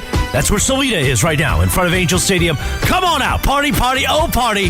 For Cinco de Mayo, you could win Angels tickets, sold out Mandy Awards tickets, Solita gift cards, and more. All starts at 10 a.m. Solita Tacos and Margaritas. Light the fire within and feed your soul. Also, thanks to our partners, Coors Light and Dos Hombres Mezcal. We'll see you tomorrow to press the flesh for Cinco de Mayo. Right now, more of Mason in Ireland with Momo. Your Thursday on 710. 710 ESPN. And it is time for Game of Games on the #1 sports radio show in LA, Mason in Ireland. Game of Games. Game of Games presented by CallJacob.com. Call Jacob. Everyone loves a fighter, but in this town, winning matters, especially after an accident. So remember, anyone can fight, but CallJacob.com is here for you when you need a big win. After an accident, go to CallJacob.com or call 844-24-JACOB. That's 844-24-JACOB. We got the jingle. Call Jacob. Thank you. Game of Games time. Take it away, Mace. All right, here we go. It is time for Game of Games, and to the best of my knowledge, Alan Sliwa has never won a game. I've 4 for 4 right now. You have won 4 times. Yeah. Interesting. Yeah. Are you just making these numbers up? Yes, it could be. Randomly say 4 for 4. This dates back to 2011. 11. Yeah. That's long before Yeah. you worked here. Yep. All right. Yeah. Very good. No, you worked here in 2011, right? That's on the other side. On the other side, exactly. Yeah, not on the air. He was Yeah. getting me endorsements. All right. So Bergman, what's the game today? All right, so today is May the 4th, so May the 4th be with you. In honor of Star Wars Day, I have a list of celebrities that may or may not have made a cameo in a Star Wars movie or show. Okay. So Boba Fett, Mandalorian, those types of shows are also allowed in this. Okay. A lot of these guys you don't even realize are making cameos because you don't actually see their face in it, but they are there. They are there. Okay, so number 1, Jack Black. Yes or no, Jack Black Mason? No. Momo? Yes. Sliwa? No. Jorge? Nope. Yes, he was. He was in an episode of The Mandalorian this season as Captain Bombardier. That's a good start. Just right now, just this last season. Damn, I'm behind on Mandalorian. Yeah, I only saw Oh, you Me didn't too. see that? Oh, yeah. I have it. I Yeah. definitely am behind on Me too. Mandalorian. Yeah, because Yeah. the season's over, so you're very behind. I didn't even watch last First season. or 2? Okay. So number 2, Momo, we'll start with you. Okay. Daniel Radcliffe, Harry Potter. Daniel Radcliffe. No. Sliwa. No. Jorge. Oh, yeah. Mason. Oh, no. No is the right answer. They did not. So Jorge, you're not. Nice try on that, making it sound like you knew what you were doing. All right. yeah. Number 3. We'll start with you, Sliwa. Rihanna. Or Rihanna. Rihanna. Correct. I think it's Rihanna. It's Rihanna. It's Rihanna, Really? right? No, Rihanna. it is Rihanna. She likes it really? Rihanna. Riri. Yeah. Riri. Yeah, All Riri. right, Riri is a no. Call him Okay. Julio. Jorge. Yes. Mason. Can't imagine it. No. Yes. Momo. No, the answer is no. So Mason, Sliwa, no, Back in it. Mason and Jorge, right? It's Sliwa, but that's okay. I mean, So, all right, I can. So right now it's Mason 2, Momo 2, Sliwa 2, and Jorge 1. Excellent. Wait, no, you said yes or no? I said no. You said no. Okay, perfect. We'll start with you at number 4, Rose Byrne. Rose Byrne. Oh, it's easy. Jorge. Yes. Mason. I'll take a shot at yes. Okay, Momo. Yes. Okay, and Sliwa. 100% yes. Yes is the right answer. She was Mandalorian. Storm in in Attack of the Clones. Do you see Attack of that? the Clones. Sliwa is trying to table talk here. Yeah, exactly. I had no idea, but I felt 100%. You saw Attack of the Clones. He's totally trying to table talk. Well, This he's is like trying to Swag protect system, baby. his Swag system. undefeated record in Game of Games. 4 He is 4 of 4. 2011. All right, back to you, Mason. Number 5. I have 10 of these and a tiebreaker, by the way. Number 5, Mason. Lizzo. Was Lizzo in? No. Momo. yes. Sliwa. Damn it. I'm going to Lizzo. go yes. Okay. It's a and Jorge. 50-50 chance. No, she wasn't. Yes, she was. She was Jack Black's wife, the Duchess in The Mandalorian, the same I actually have Mandalorian no episode. idea on any of these. Jack Black's wife. Yep. Yeah, you knew that. You I totally knew that. I did Sliwa. not know that. I'm just totally guessing. Yes. So no, she absolutely was. That was very good. All right. So number 6. We'll go back. Momo this time. Let's go. Number 6 was Seth Rogen. Seth Rogen. No. Okay. Sliwa. No. Jorge. Yep. And Mason. No. No, he was not in that, but he is kind of that area where you would think that he could possibly go in I thought there. it might have been, He wasn't lighting one up in Tatooine. All right. Okay, Sliwa, you're first here. And by the way, it is Momo 5, Sliwa 5, Mason 4, Jorge 2. There are 4 left. Okay. Sliwa. You're going down, Slee. Prince William. Prince William. Yeah. Okay. Jorge. No. Mason. Yes. Momo. No. Yes, he was. He was a stormtrooper in The Last Jedi. What? Come on, guys. And we with all that, know Sliwa takes the we lead. all know this. Yeah, right.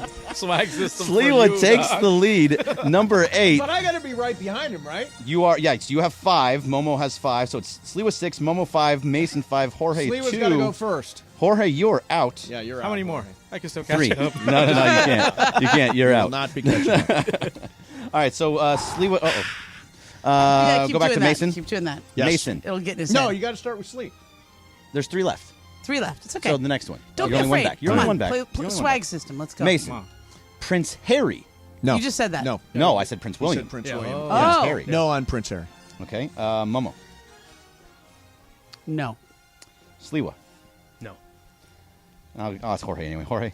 Yes. Yes, he is Jorge. You got that one right. Damn. He absolutely was. He was also a stormtrooper in The Last Jedi. They Wow. both were. Ha-ha, I fooled you. Ha-ha, I fooled you. I got 3. You're 11 all of a sudden. You know what? I get it. I get it, Greg. Yeah. All right, number 9. We'll start with Slee now since there's only 2 left. Okay. Joseph Gordon-Levitt. Joseph Gordon-Levitt. Sliwa. Yes. Okay. Mason. To catch up. You know what? I'm going to say no on Joey Gordon-Levitt. Okay, how about Momo? I'm going to say no as well.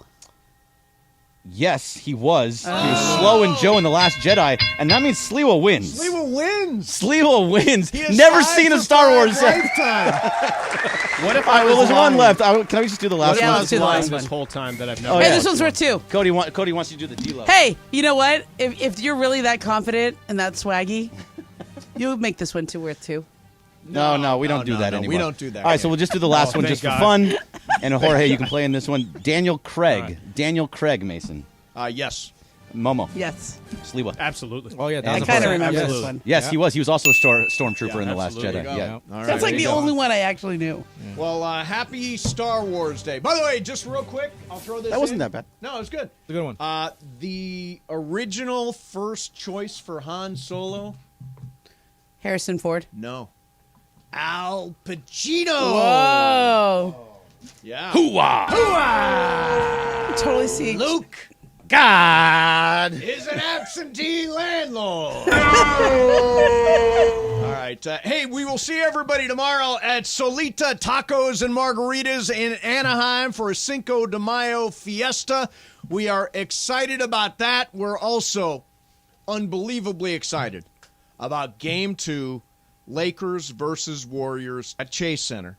Slee, who is undefeated lifetime in Apparently. Game of Games, and a Star Wars authority, will have the pre for you coming up in moments. And, of course, John Ireland and Michael Thompson will have the call. A dramatic Game 2 where, if the Lakers are able to win, they may end the dynasty. Momo, you hate that convenient narrative, but I'm going to use it. Everything's on the line. Because it's dramatic. All right. Thanks, everybody, for listening.